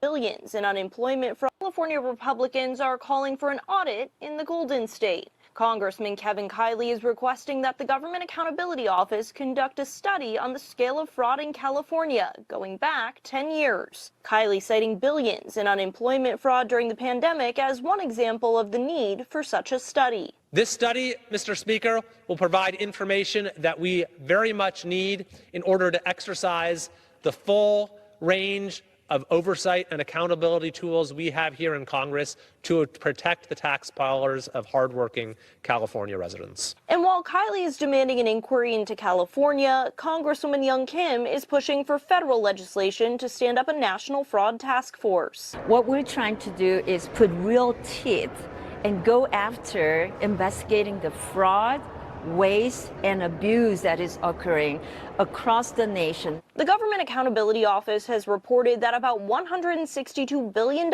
in improper payments were made by the federal government nationwide in 2024. Kim's bill, if passed into law, would direct the president to create a federal fraud interagency task force within 90 days and appoint a director within 180 days who would be tasked with investigating fraud in coordination with state and local law enforcement. What we want to do is put one quarterback on the field. We want to have one game plan with the one end goal, that is investigate fraud. The president has cited California in recent months as a hotbed of fraud. We got to straighten this out before it gets too crazy. California is more corrupt than California is more corrupt than Minnesota. On social media, he said an investigation into California has begun, but so far, few details have emerged. California Republicans are calling for an audit in the Golden State. That is only the beginning, and I think it's great. They definitely need to have a unified task force. I know that the Treasury Department is working on something like that as well. They just appointed a new attorney general. Now, I want to continue with what we have with respect to, let's see, we have this as well. Facing Medicaid fraud allegations, California changes the subject. Of course they do. The fraud is still ongoing because people aren't doing anything to stop it. But that may all change. Gavin Newsom, though, of course, wants to change the narrative. Beings in my lifetime. I think Trump is one of the most destructive presidents and human beings in my lifetime. I think this republic is at real risk, this country being unrecognizable. And I have no patience for people that want to indulge it. I can't stand the crony capitalism. I can't stand all these supplicants that are sitting there bending the knee to this president. I can't stand the universities that have done that, the law firms that have done that, the individual corporate leaders that have done that, the other governors, maybe Democrats and Republicans that have been complicit at this moment. This guy is reckless. He's wrecked this country. We'll not have a fair and free election if we don't continue to fight. That's what matters to me, seriously. I'm the future ex-governor, and who the hell knows what happens the rest of my life, except one thing I know that matters in the rest of my life is I have to look at my kids in the goddamn eye. I mean that, seriously. That's not like a politician thing, to look them in the eye and say that not a peril of being judged, not to have lived in the moment. I think Trump is one of the most destructive. Yeah. I think you should have more concerns about when you look your children in the eyes for allowing the fraud and the crime to continue in your state. How about that? And then a major ICE victory, a federal judge in California blocking Gavin Newsom's law requiring federal agents to unmask.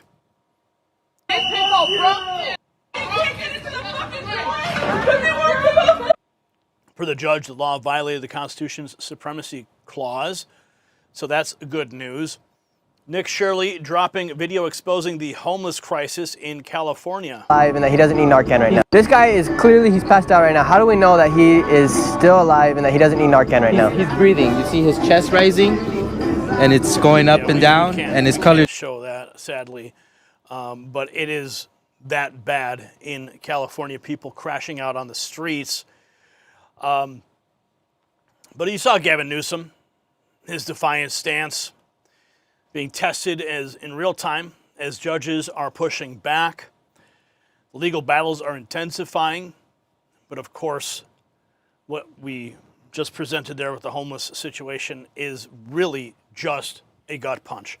See, this is the moment everything comes together in California. Okay?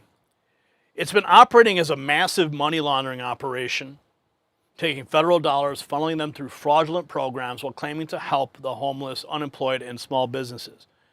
Trump has caught them red-handed, and now Newsom is desperately trying to change the subject and obstruct federal investigations. The fraud runs so deep that every audit reveals billions more in theft. So California's fraud empire represents everything wrong with Democrat governance: incompetence, corruption, and contempt for the taxpayer.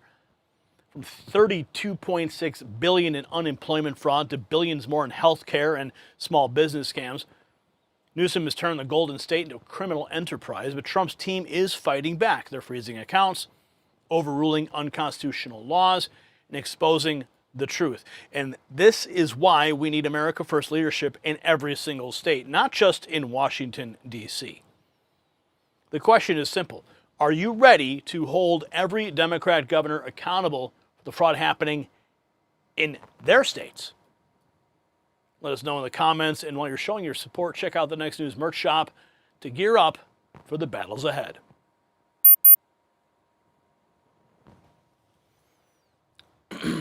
All right. So I'm going to check back in on the super chats here in a moment. Let's see if anything else has come in. I had to do a whole reboot of my computer during one of those segments. That was quite a mess. I did see something from Rumble, Capo 801 dropping 5. Thank you, Capo, for that. Salty Nationalist dropping 10 as well. Deport all illegals, denationalize and deport retarded leftoids. Rebuild America now. Thank you, Salty Nationalists. We're at $70.99 tonight. And we're going to continue because we've got more news on the next front. FBI Director Kash Patel reacting to some of the news of the day on the murder rates. We're going to get his reaction and more in this next segment. So do not go anywhere. And if you haven't yet, send out this link to your friends and family via text message and repost it on Facebook, repost it on X. There was an issue with the X post earlier today, but I think it should be up there at the top as a pinned comment. So if you're on X, make sure you're sharing this out as well.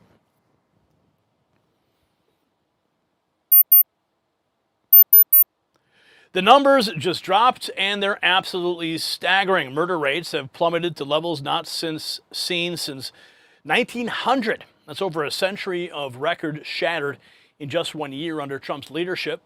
The establishment media doesn't want you to see these stats, but the data is undeniable. What happened in 2025 that caused this historic transformation?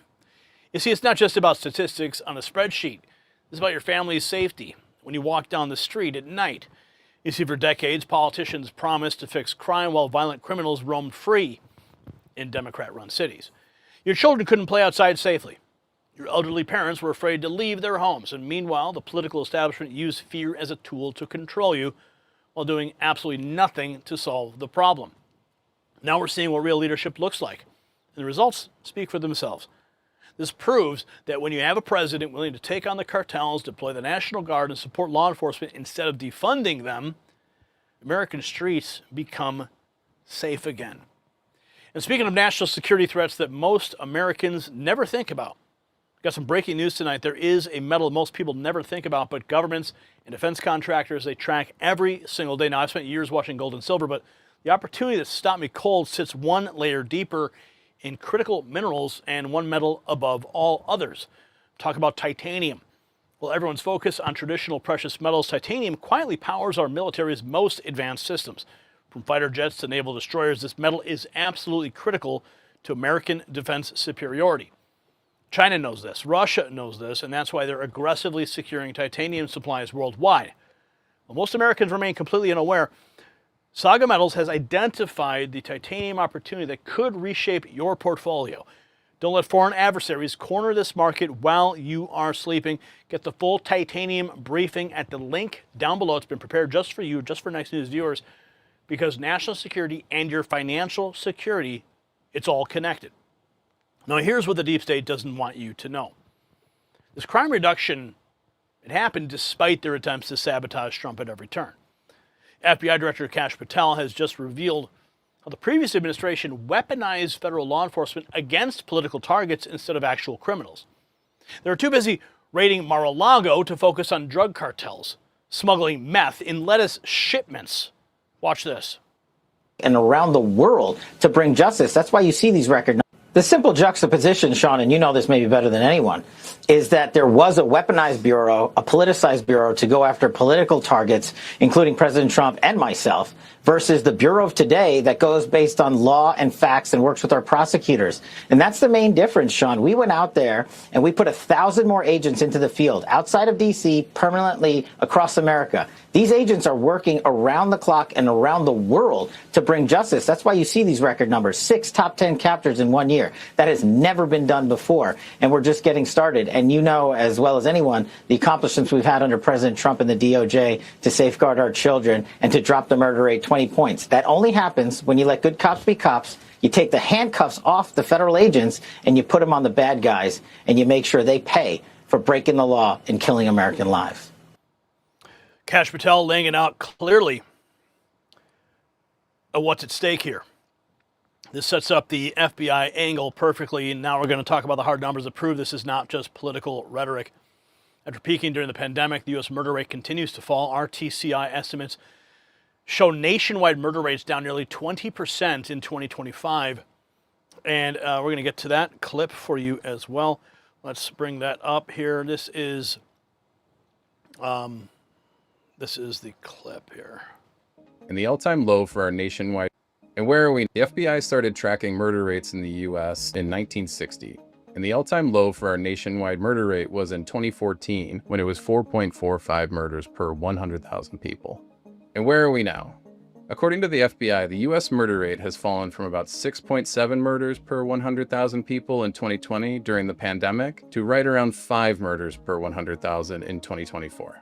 Recent estimates from the RTCI using data through October of 2025 reports nationwide murder is nearly down 20% compared to the same period in 2024. The Gun Violence Archive, which collects data on fatal and non-fatal shootings using news reports, reports a similarly large drop in shootings, confirming the drop in deadly violence.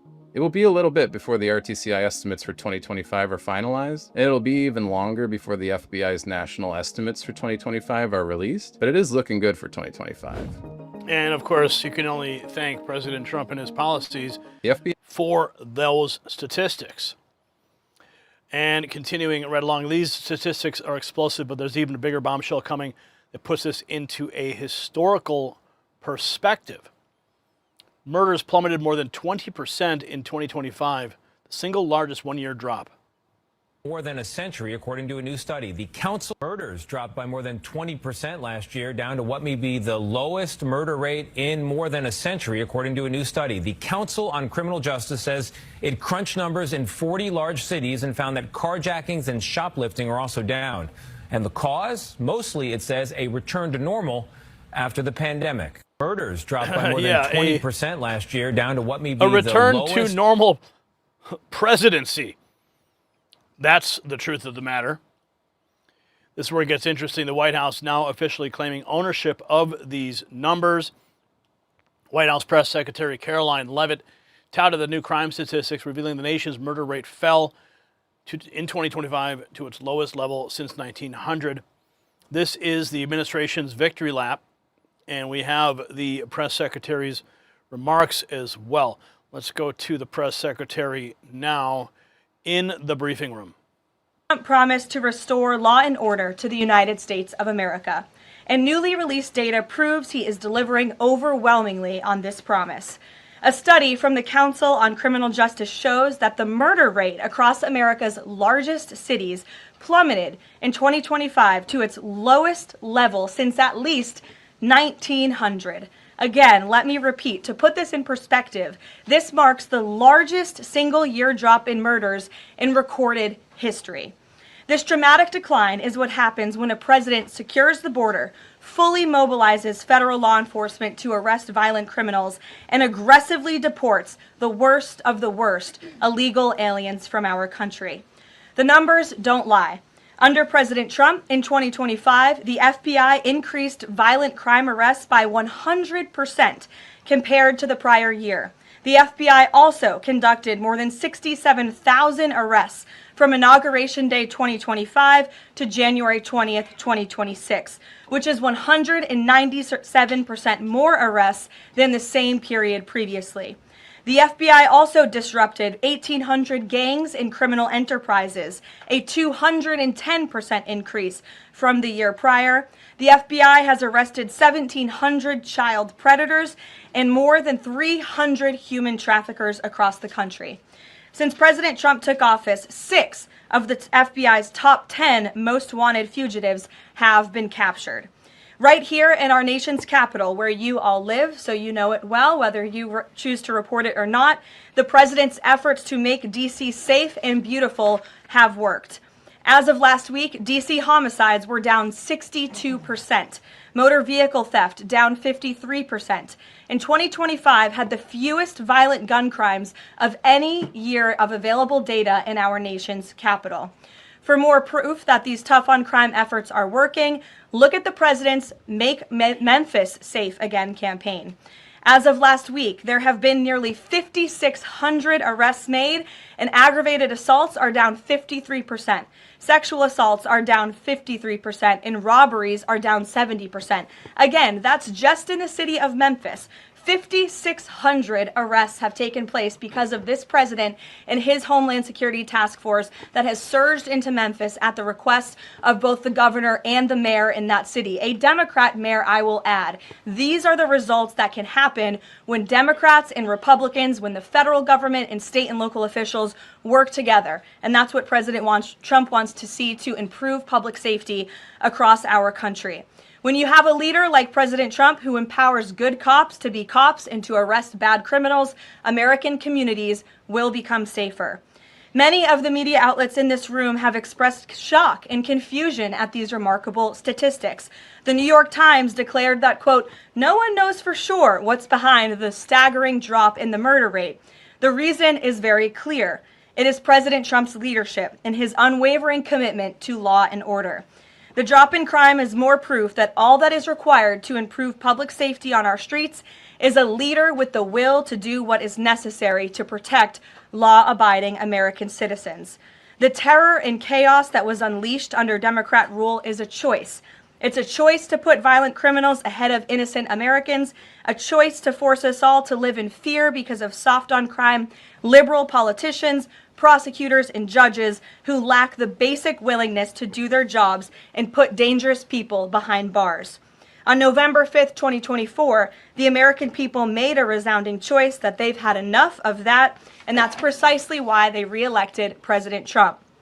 So even as Democrats and the liberal media are engaged in hysteria about this administration arresting and deporting violent, criminal, illegal aliens, the undeniable truth is that deporting these individuals is one of the primary reasons why America's streets are safer today than they were 1 year ago when President Trump assumed office.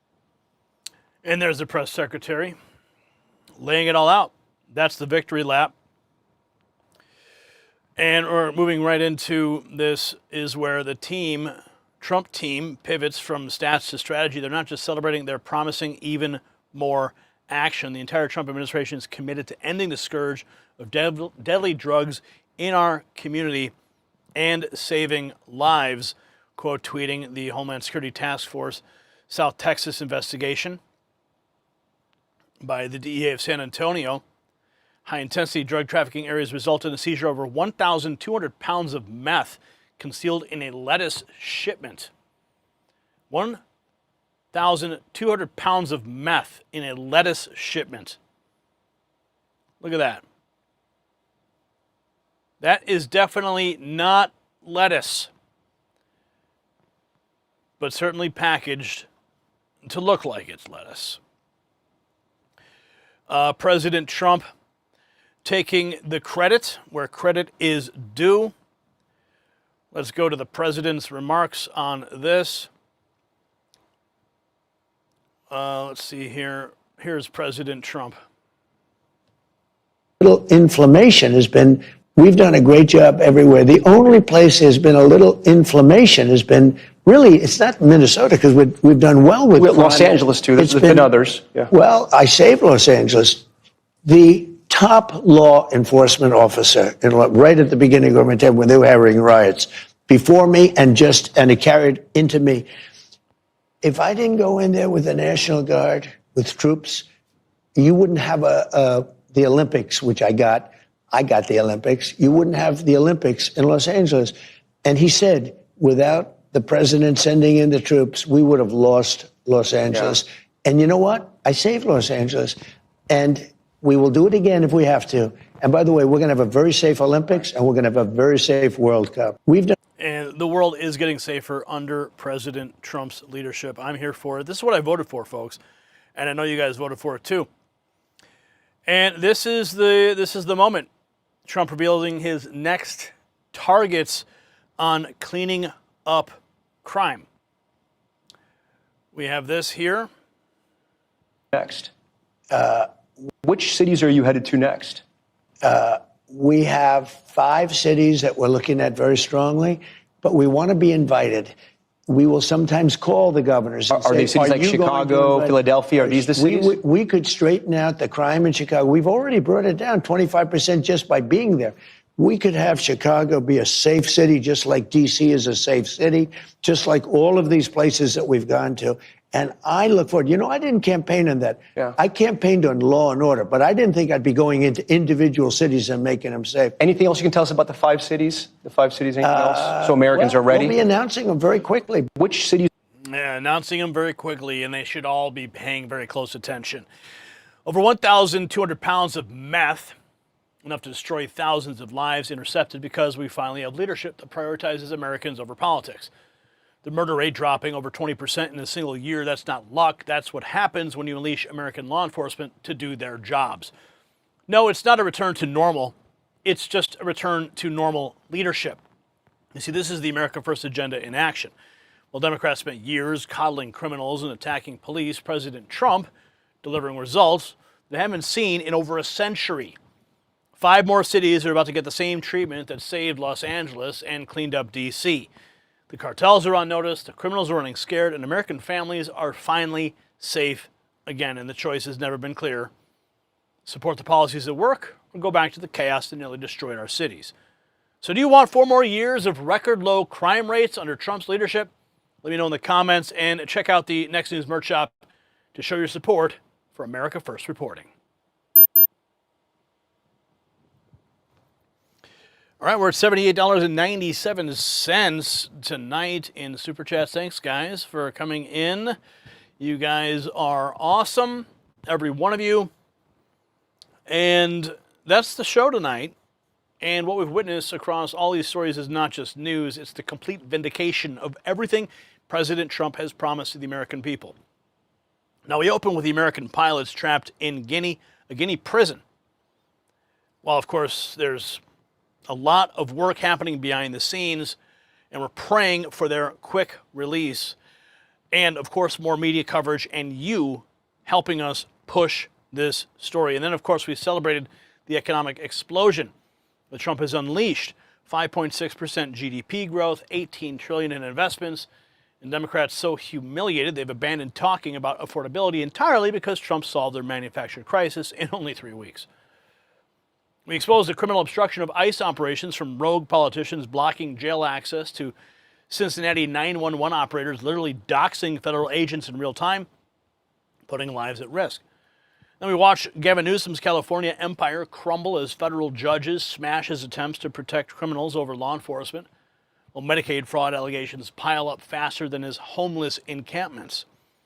And of course, we ended with a pure victory. Historic crime drops, 5 cities begging for federal help, Trump's National Guard saving Los Angeles Olympics, and over 1,200 pounds of meth seized in lettuce shipments because we finally have a president who secures our border.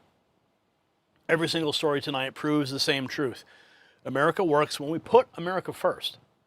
The swamp creatures are desperate because they're watching their decades of failure get reversed in real time. They cannot compete with results, so they resort to sabotage, lawsuits, and outright criminality. But here's what they don't understand. You and I, we see through every lie, every obstruction, every desperate attempt to derail the America First movement. The raw feed does not just report the news, we expose the truth that they're desperately trying to hide. Remember, today in history, we talked about the 25th Amendment being ratified on February 10th, 1967, establishing presidential succession procedures. How ironic that Democrats who spent years questioning every president's fitness are now watching the most effective president in modern history deliver miracle after miracle while their own party implodes from corruption and incompetence. This is what winning looks like, patriots. This is what happens when you have leadership that loves America more than power, results more than rhetoric, and citizens more than special interests. So before we go, massive thanks to all of our Super Chat contributors, everyone dropping those Rumble rants. You guys keep the operation independent and fearless. And patriots, don't forget to hit the merch shelf underneath this video, because nothing triggers the left more than seeing Americans proud of their own country. The deep state thought they could stop this movement. They were clearly wrong, because, my friends, We're only getting started, and every victory makes us that much stronger. I'm Gary Franchi. This has been the Raw Feed. We'll see you tomorrow. Stay free.